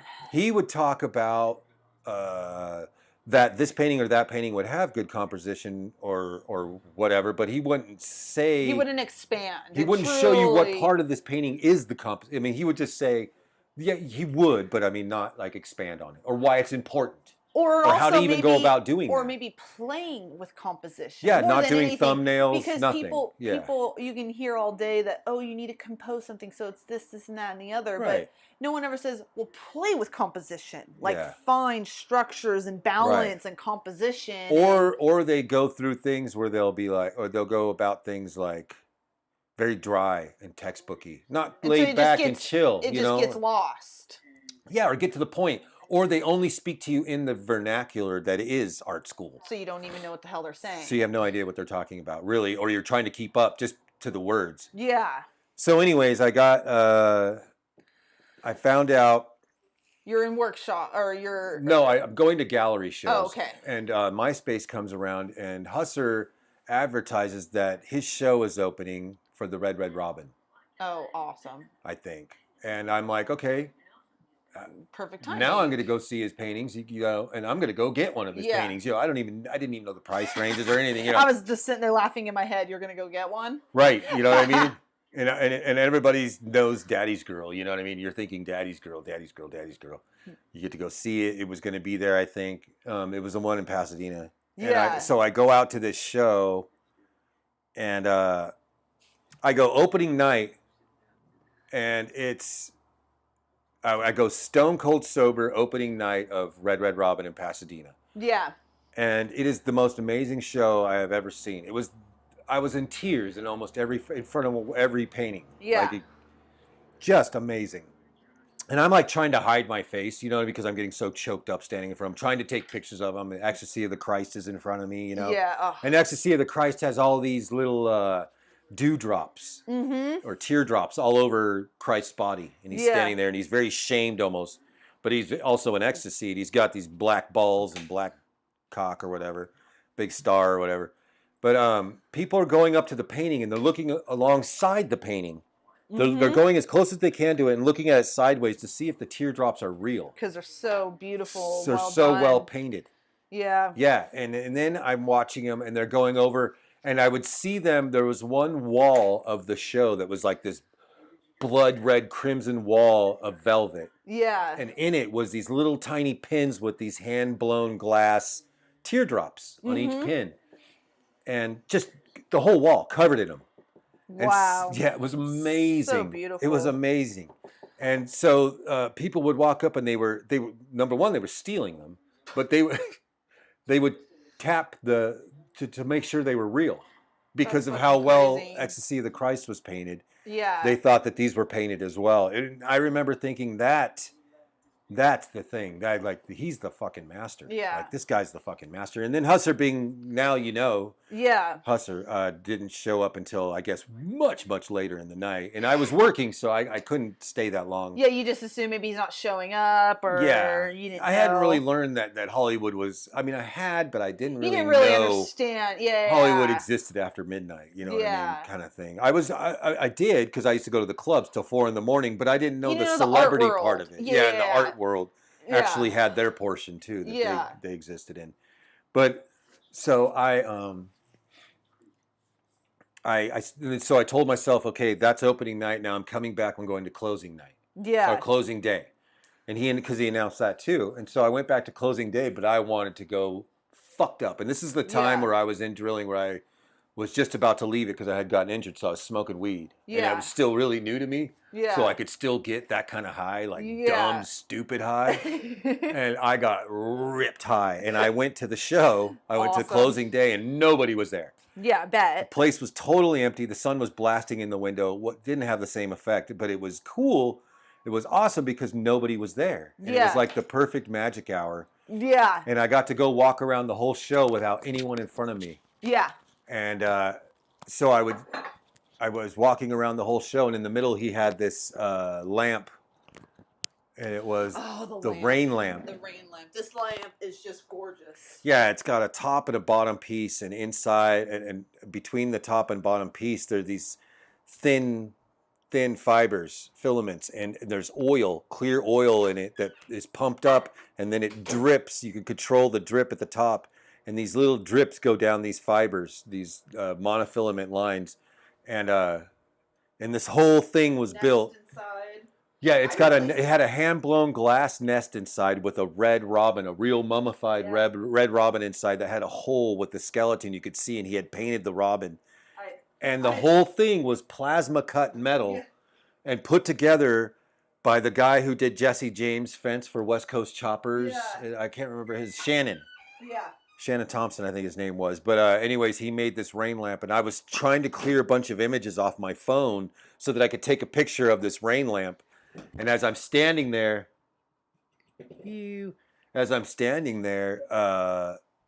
clearing these pictures off my phone and taking a picture, someone slaps me on the shoulder and says, "Pretty fucking cool, huh?" And I turn around and it's Michael Husser. And that was when we very first met.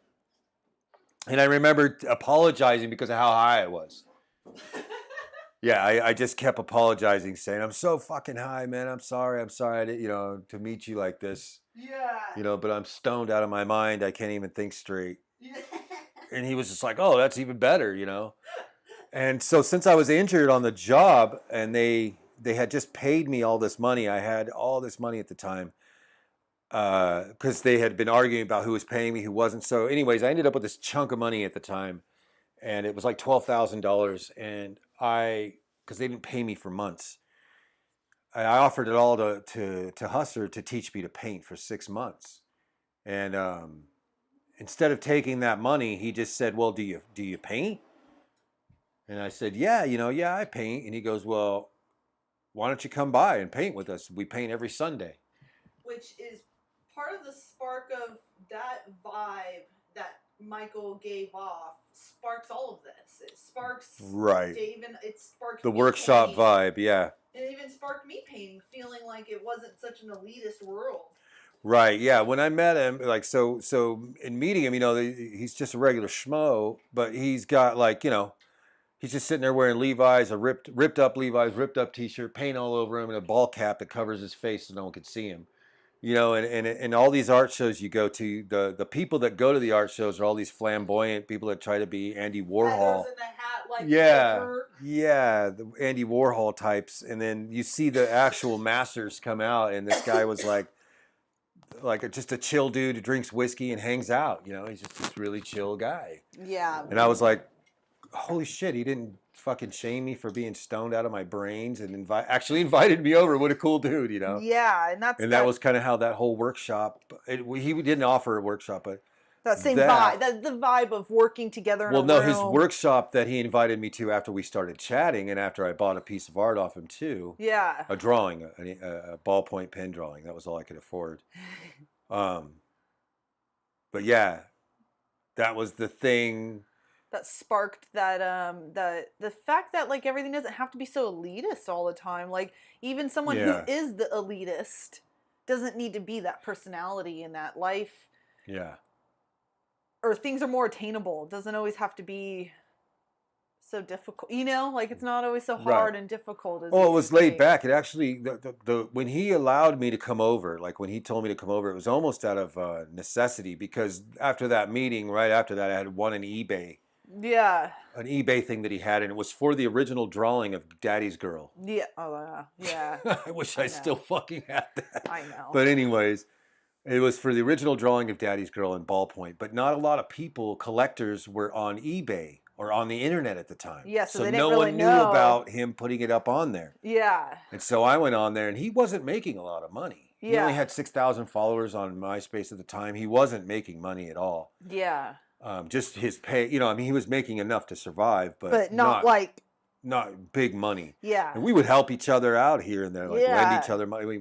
This is, like I said, before we had mass exposure ability. Yeah.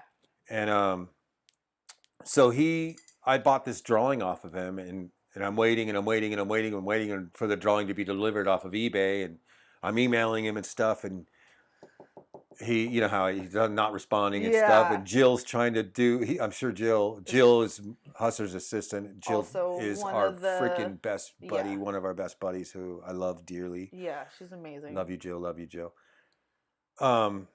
She was probably trying to do a lot of cleanup. I now know, but it was funny because he actually emailed me and said, "Hey, check this out, man. I'm a real creep. When it comes, that's how he wrote it. Yeah, I I think know. I could. I he said, totally I'm a real picture it. creep when it comes to this kind of stuff." He goes, I just I'm having, what is it, like he couldn't make it to the thing to ship the drawing. He just- goes, "Where do you live?" Yeah. And I told him, and he goes, "Oh, that's only like 40 miles from me. Would you mind coming and picking it up?" Yeah. Because just so he didn't have to go deliver it, Yeah, like just- take it to the store or how Yeah. to package it or whatever. So I was like, "Oh, are you fucking kidding me? Yeah, Yeah. hell yeah, I'd love to come pick it up." Because then I was thinking, "Oh, I'll get to see all this crap that no one gets to see." in his Yeah. art, you know? Which was true. Well, no, he met me outside. Oh, did he? Yeah, he met me outside, and but it was cool because after meeting me Hilarious. outside, I brought a couple of my paintings, my oil paintings that I Yeah. had tried to do, and they were acrylics. Or I think Yeah. I had tried with oils once because I saw he worked in oils, so I was Yeah. like, okay, if I'm going to learn from this guy, I gotta learn I'm how going to to paint. work in his medium. Yeah. So I had done a couple oil paintings, and so I brought them. I still have those two, and Yeah. You do. And so I showed him the two, and he was like, "Okay." And that's when he was like, "Yeah, you know." In his mind, I could imagine like, "You really suck," but I think I could work with At you. least you brought paintings. Well, he knew that I was actually painting, Yeah, that's I what I was mean. doing You the work, brought yeah. paintings. You went to the show. You came. You. and I It's fucking that sketch. commitment. I had a pile of sketchbooks in the back seat of the car. I I don't think when I think went out people there. really understand. I think a lot of times, people don't understand when people say come paint or if you want to learn to paint with someone, sometimes you get that turned offness from the artist because they're so used to everyone just wanting to hear information and not just paint. You know what I mean? Yeah. And I feel like sometimes maybe that's why artists give people the cold shoulder Yeah, yeah, and don't mean to because of that exact thing. Or are you painting or are you just wanting to sit and talk about painting all day? yeah, yeah. That's kind of, I think what he understood was that wasn't going to be the case. Yeah, and I think he also realized you're a really hardworking person. I mean, how quick? I mean, it got pretty quick where you started helping out with a lot of stuff with him. You went to Italy to help him with workshops because you were Yeah. really, Well, the paint night happened because after that first meeting where I picked up the drawing from him, they had the workshop at Noun, Yeah, the school where I was still working at the drilling thing. And I would get off work at 5 o'clock and haul ass out to West Hollywood yeah, to go to Noman to start painting at 11 o'clock at night in his workshop. yeah. And remember, that's when Jill was Jill told the whole group of people that paid all this money to come watch him paint, okay, now you're going to have to wear these black robes with these white ruffle collars and white ruffle wrist things. People And were a bunch of little pussies. well, they had this whole room set up like the old Renaissance autopsy Yeah. rooms, the surgeries, where the Yeah. people would sit in the room and they'd look down and see them operating on the body. So cool. Husser was the guy That you that were was operating on watching the in. body, Yeah. but we all sat behind these bitchin' like gothic, like sort of panels that had religious iconography on them. Yeah. Or like crosses on them. They looked like the end of pews in a church. Yeah. And he put them all the way around in a circle. We were sitting up above looking down, and he was in the middle of it with all these cameras all around. That's and cool. they were filming it. Unfortunately, the damn thing never came out. It was a how-to video or something. But it was Daddy's Girl recreated with the actual model that he used. I wonder why they never did it. Yeah, and he did an alla prima. And he was doing this, but we all had to wear these freaking robes with collars and everything. I wonder if it's because a lot of people didn't get in on it, so the visual wasn't. Well, no, nobody was going to do it at first, and then that's when and I was like, "Give me the robe, I'll take it, I'll do it. If you're going to include me, it was $750 to go watch him paint." Yeah, you're like, I'm going to get in on I couldn't afford that, and they said if you'd come, you could watch. Yeah. And the very first night, I showed up, and I put the robe on. I came out with the ruffle on, the wrist ruffles, the robe, everything, and I was the biggest guy there. Yeah, the most dude. Y'all. I was a big construction guy, so all these dudes felt ashamed to not wear it, and the other people. Yeah. And they paid all the money to be there. Yeah. So they were like, okay, I guess I'll wear it. So everybody puts it on, and then we all had a ball because then we all felt kind of goofy, but it was in an art school, so it was set up like that. And it was all sudden the whole mode was set. Yeah, like so many cool people were pretty cool. there at that time too. I remember I remember Dan DeKine was there. The tattoo artist was doing live videos. Kevin Llewellyn had done the wallpaper in this room. That's dope. Like, are you freaking kidding me? Kevin Llewellyn. Like, there was like, I think they're still there. Sick. It's still Probably there. So sick, yeah. Yeah. And so we were all running around in these buildings watching this kind of shit go down. Hell yeah, I was in 1000%. Yeah. And then Jill told me, I remember leaving that night, she says, "Hey, you were the guy that made everybody else wear this shit that Michael wanted it to wear. So if you want to come back every night, we're going to do this for 5 nights." Yeah, that's pretty cool. Yeah. Well, that's that thing of like, where you can't let fear control shit, man. No, like, man. or waste opportunities. Too many people are a bunch of, like, weirdos about stuff. They're always so hung up and always let little things get in their way of... Yeah. What was the worst to happen is you looked silly.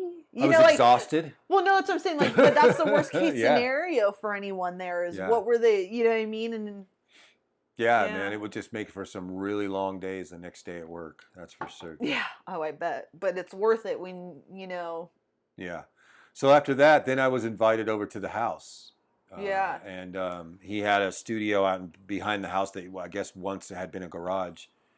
And that's where, I mean, it was magic. Yeah. I mean, that place was just absolutely magical.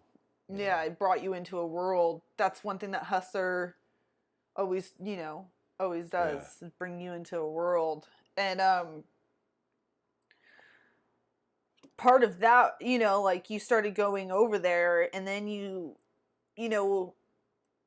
I'm sure a lot of what you did there with that ruffle kind of sparked maybe what made this relationship where it was teacher and apprentice, but then also a mix of helper too, where you would, you know what I mean? And, there was never an official setup. There was never official I'm teach you No, exactly. It just came organically because I think that initiative you took.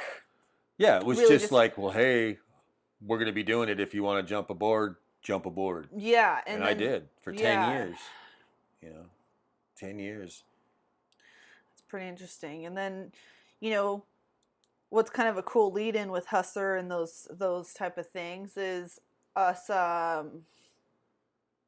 going to Seattle and doing the road show and you know what I mean? Like, that's what led us, doing that same kind of vibe led us to where we live now. You know what I mean? Absolutely. That whole kind of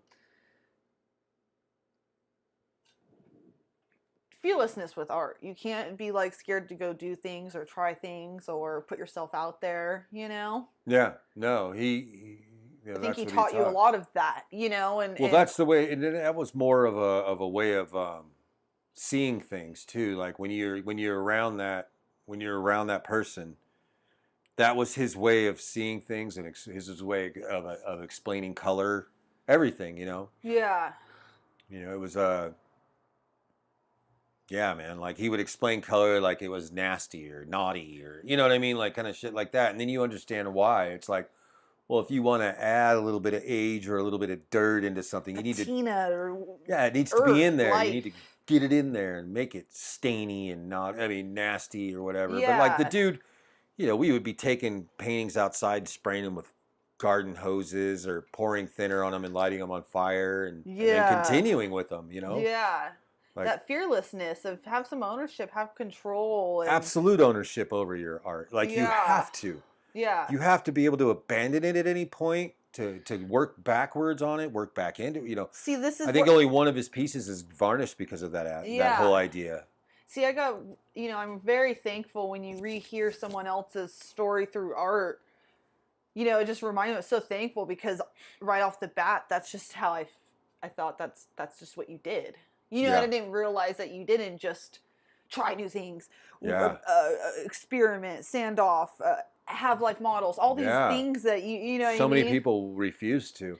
Yeah, and that's what blows me away. They refuse to paint with people. I'm starting to realize like more and more artists have a really hard time. They want to, but they Yeah. just don't commit to painting with other artists, and it's a really weird thing because that's where I really think people grow as painters. Yeah. But I don't know. It was good times, but Yeah. then that got us too. Like with Husser, shit. I mean, before me and you met, that was a cool part of it. With Husser, man, we did so much cool shit. That was we did LA Inc. Like Yep. during those days, during the early part of going over there, I remember when I got injured, I was gonna learn how to tattoo. Yeah. That was where I learned to tattoo. I Too. initially had Yeah. gone into to figure out when I was injured. Everybody always in my life has told me that I should tattoo or airbrush, which I've done, but like something like that. So I said, okay, I'm going to try to airbrush or paint cars or do like pinstriping or something like that in cars. And then I was Yeah. taken to a guy's place and I worked with him for a day, and the whole day he told me how pinstriping sucked.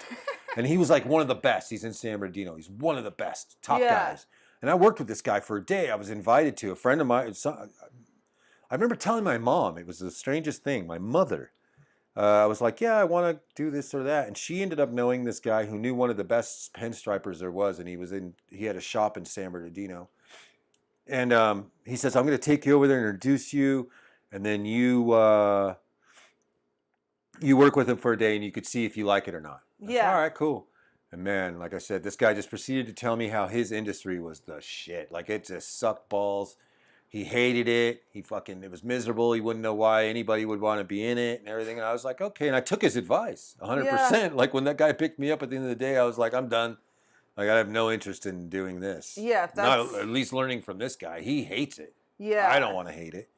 So I thought, okay, maybe I'll tattoo. So I remembered vaguely a story of my foster brother, Joe, because I have stepbrothers and sisters. I have a real sister, Cheryl. I have Foster brothers and sisters. I have stepbrothers and sisters, John and Larry and Michelle are my stepbrothers and sisters. And I have a foster brother, Joe.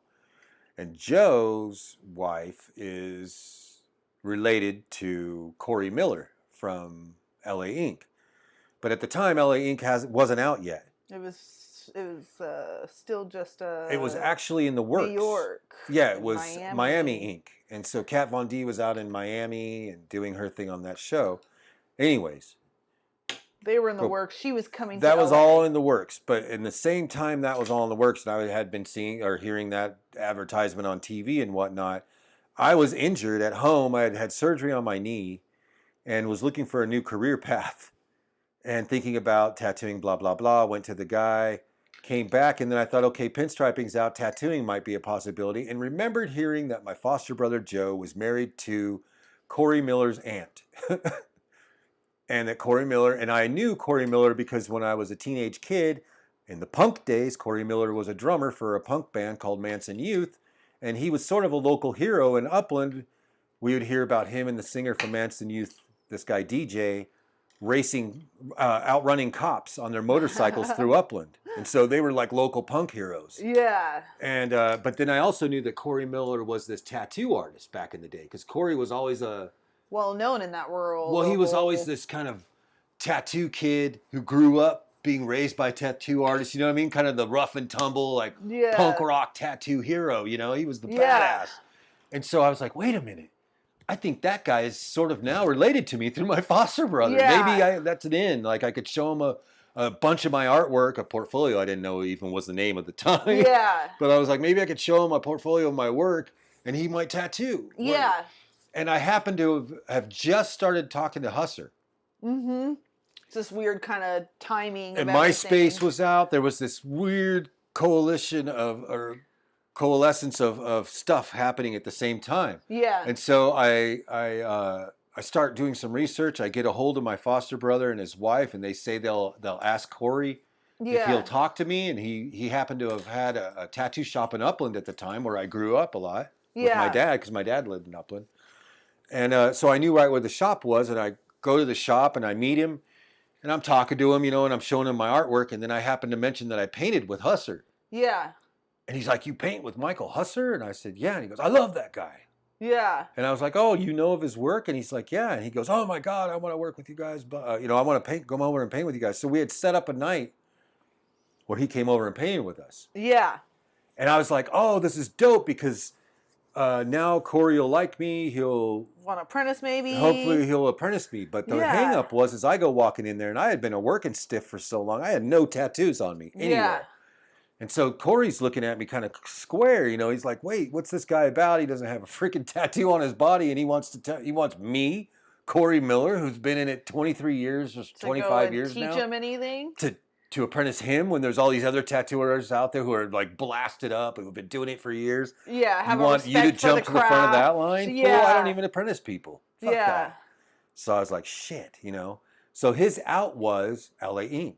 Yeah. They were talking about doing the show LA Inc. and they needed Corey for credibility for the TV show. Yeah. So they were in talks with Corey to join the show at the time. So he starts telling me about this. Well, thankfully, Corey's also a huge cannabis enthusiast. Yeah. So when I started talking to him, he was like, you know what? Why don't you just come hang out at the shop? Give me some money. I'll fucking tattoo you. Whatever. Yeah. And you know, we'll do the show. We'll paint, and then and he was like, and then you could ask me anything you want the whole time that I tattoo you, and anytime you come by, you could just watch and ask me questions while I tattoo people. Sort of an apprenticeship, but I didn't have my own equipment. Less formal. Totally less formal. Totally less formal. And I was like, sweet. Good enough. Door in. Yeah. So he sees this drawing that I do of Salvador Dali, and he goes, I'll tattoo that on you. Yeah. $500. I'm all right. So I go and I tattoo him, and I'm asking him all these questions, blah, blah, blah. Well, the whole time he's like, hey, LA Inc. is going to, or no, then I start thinking, okay, I got to tell my family whether or not I'm going to be working any longer, or if I'm going to be a tattoo apprentice with this guy. So I go to Corey and I say, hey, Corey, I got to let my family know this weekend, like one way or the other. Is this going to be a thing or not? Am I going to? And he's like, yeah, it's going to be a thing. I just don't know how much I'm going to charge you yet. Because I thought I was going to have to give him a chunk of money right up front. I was going to give him like $7,000, I thought. Yeah. So he comes back and he says to me, I'll let you know on Monday. This is on a Friday. I'll let you know on Monday. Unless the sky falls. You know, he goes, it's a done deal unless the sky falls. Yeah. So I'm like, that's a done deal. Yeah. So I go home and I tell my family everything's a done deal. I go back to him on Monday. I've got a bunch of money in my pocket, and I'm like ready to give him this money. And he goes, hey, the sky fell. So anyways, you know the outcome of that. He ended up doing the show, and then he hooked me up with a Yahoo. I won't say that. Not a Yahoo. Hooked me up with my apprenticeship. And I did a very short apprenticeship in tattooing, and that was the beginning of my tattoo career. Yeah, but that's actually how you met Manny. Yeah, it was awesome because Manny worked at the same shop that I got apprenticed at. So, you know, and those are one of those things where in life you got to take maybe low ball opportunities. It's a perfect example of low ball opportunities. Fuck yeah. Know your place, know when to take. 100% right. You're right. Know, and, You're right. And Manny sparked us meeting. Manny sparked you working in a tattoo shop, and Manny sparked someone. Manny was my savior at that place. I would have lost my mind if it wasn't, because the owner of that shop was so tight-assed. And Manny is a lot like me, where I can talk you off a ledge. Yeah. And nothing against her at all, but she was a female shop owner, which is kind of rare in the industry. At that time. Which was kind of rare at that time. And I guess the connection to Corey was that she had just kept reaching out to Corey and kept reaching out to Corey and was a huge fan and blah, or whatever, or just knew him really well. Yeah. And letting him know that if he knew anybody that needed an apprenticeship even, she was willing to do so, and she was in Riverside. Yeah. So he told me about her, and I went to her. He had never met her. He just knew that she was always up his ass about it. He didn't know how good she was or anything. Yeah, he just knew she was hard up. Right. So he's like, yeah, I'll just send you out to her. You could, he probably figured I would at least learn the basics. No, that's what I mean. She's hard up, and he's hard. He wants to learn. Right. She needs people. Right. So fuck it. And it was awesome because Manny was right across from me in the stations, and they were beautiful stations. And me and Manny used to get, Manny was another artist there. Manny Cruz is his name. Satanic Hispanic on IG. We're going to be interviewing him here hopefully next time, either via Zoom, or if anything works out, we're still in talks about it, but maybe he might be coming here to do the interview. But we want to paint Manny and interview him as well. He's got a really bitchin' story. But Manny was this guy who worked at this shop, and me and him we had these remote control helicopters, and we would take the tattoo needles and melt them off the tattoo bar, the needle bar, and then we would put them backwards in the styrofoam on the bottom part of the helicopter. So when it flew, we could dip the needle in ink and actually make it take off and fly it, and you can fly it over each other, and then you let go of the controls, and the helicopter falls, and you get stabbed with a needle. Yeah, you get a tattooed dot.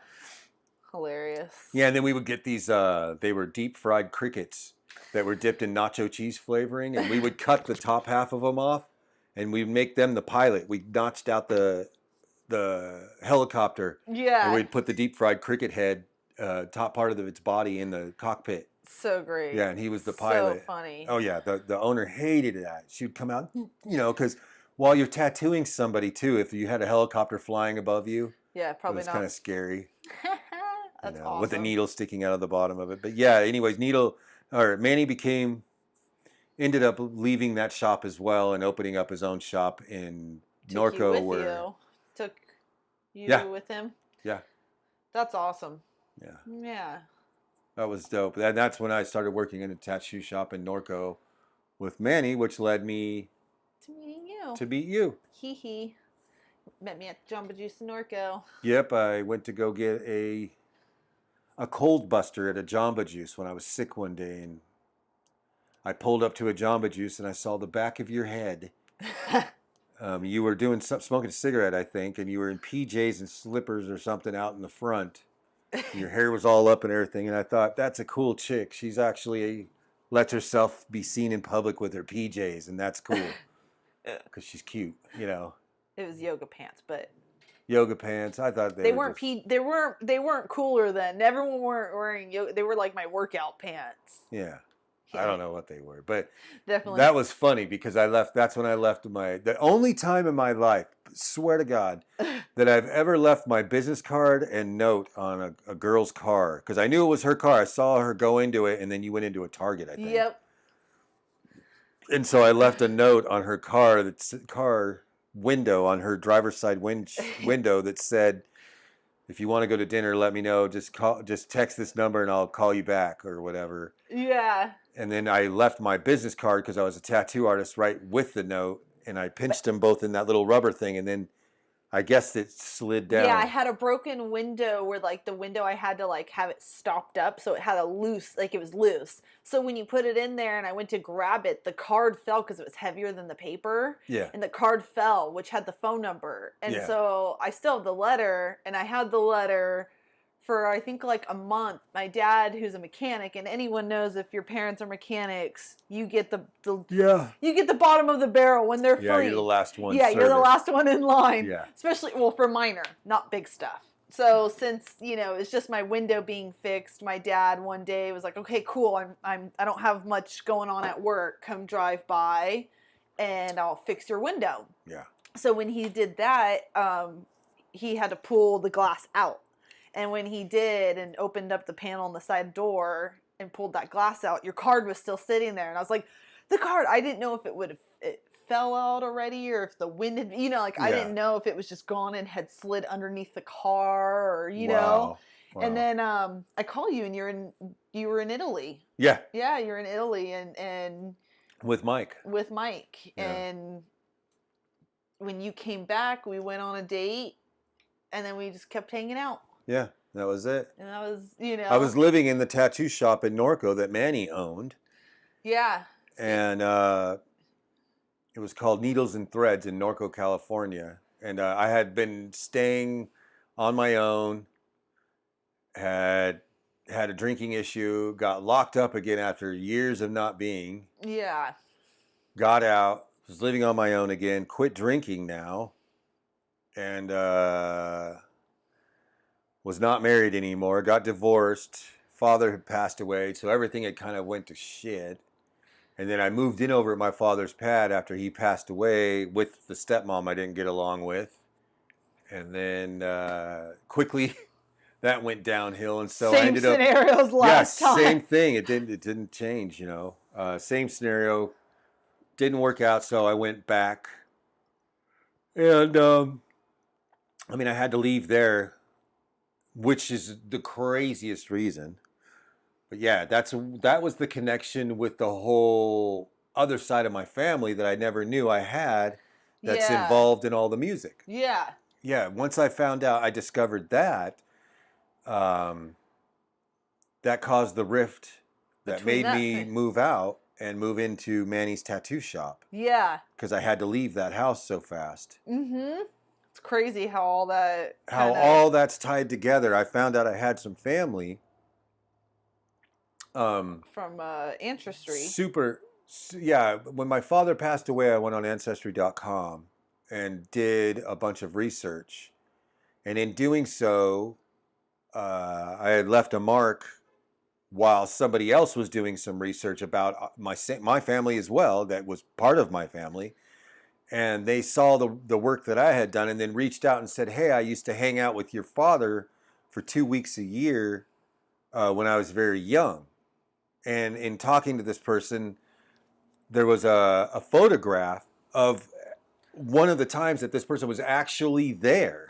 So you knew it was for sure not just a possibility, a family. Right. You reckon, oh, okay. And it was of my father at that age and his sister, my aunt, and this lady. Yeah. And she called him Bobby. My Yeah. dad's name was Bob, Robert Hill, and she'd say Bobby this, Bobby that, and I was like, oh wow, so this is Bobby, and I sent the picture to her. Yeah.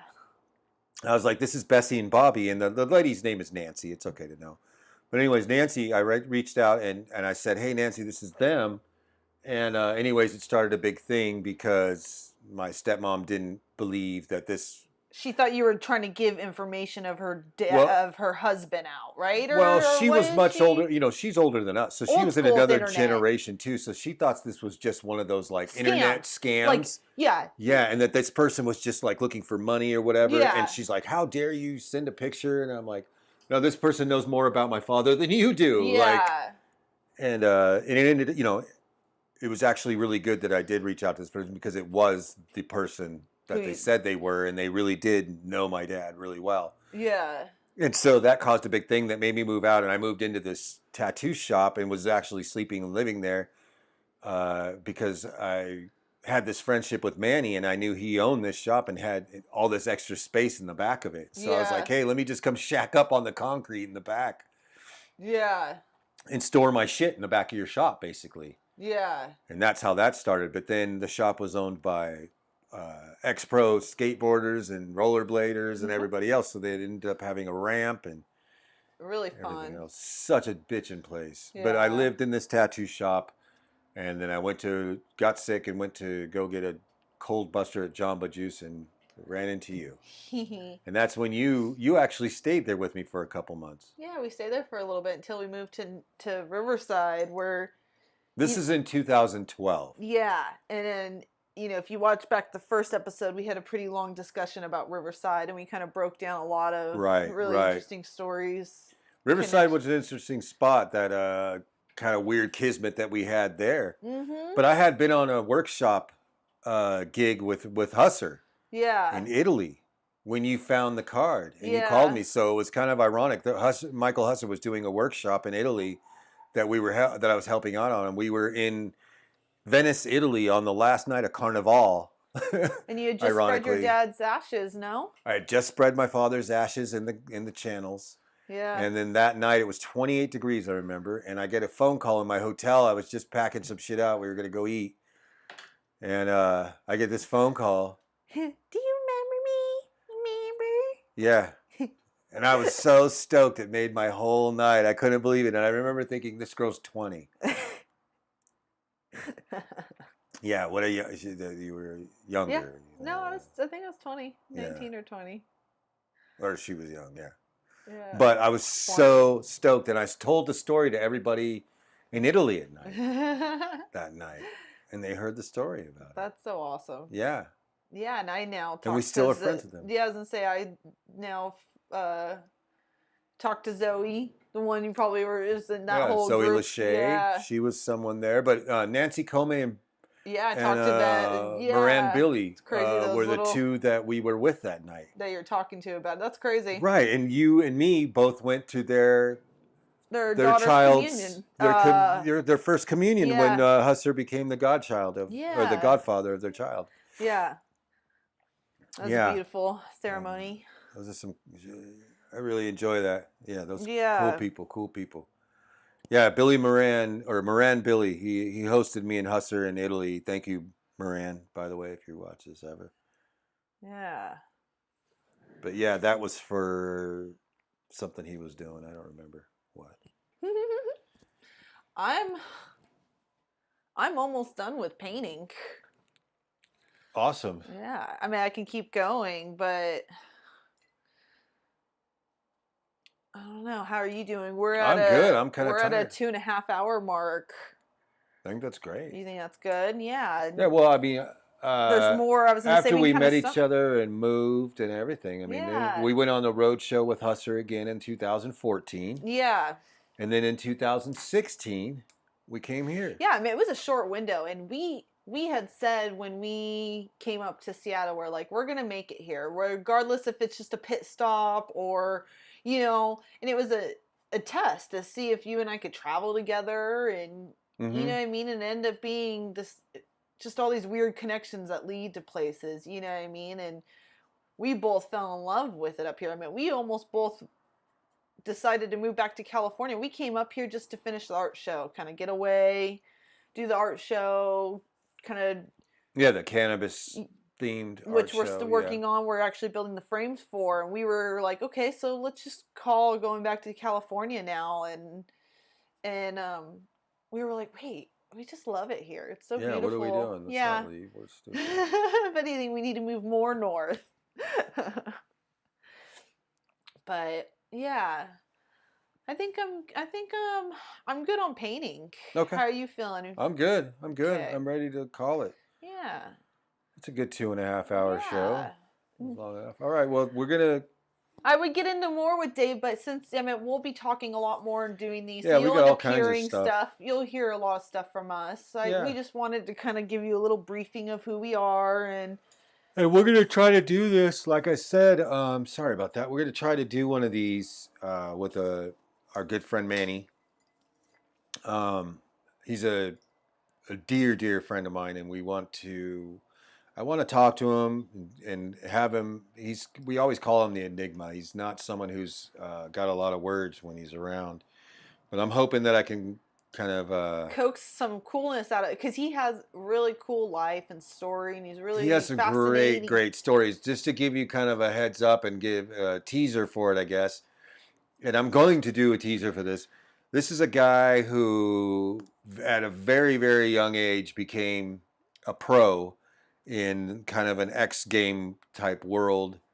and then had a job where all he had to do was skate all the time, and injured himself, and then became a tattoo shop owner. He's a tattoo guy, but He builds very interesting props in a yeah, he got into the very Star Wars community yeah in the 501st, and he actually builds whole R2D2 robots and the costumes and all of this stuff. He's just a super cool guy. Raises a lot of money for charity. yeah very Um, dynamic person. Super dynamic person, and I think he's got a really interesting story that everybody would probably enjoy, Yeah. like hearing. I mean, especially if you like Vans. He was sponsored by Vans, Yeah. so he did a lot of touring with Vans, and so I'm hoping to pull out some stories of like young girls standing on ramps worshiping him when he was young, and he's also extras in movies. Yeah. So I have an interesting story of a connection yeah, with Manny to yeah. his So good his stuff stuff. that he never knew of. Anyways, please hit subscribe. We're going to try to start doing these to where we'll have a button somewhere on screens, up, down, sideways, somewhere that somebody can click on and we can do subscribe type things. But anyways, thank you for watching. Peace out. Alrighty. See ya.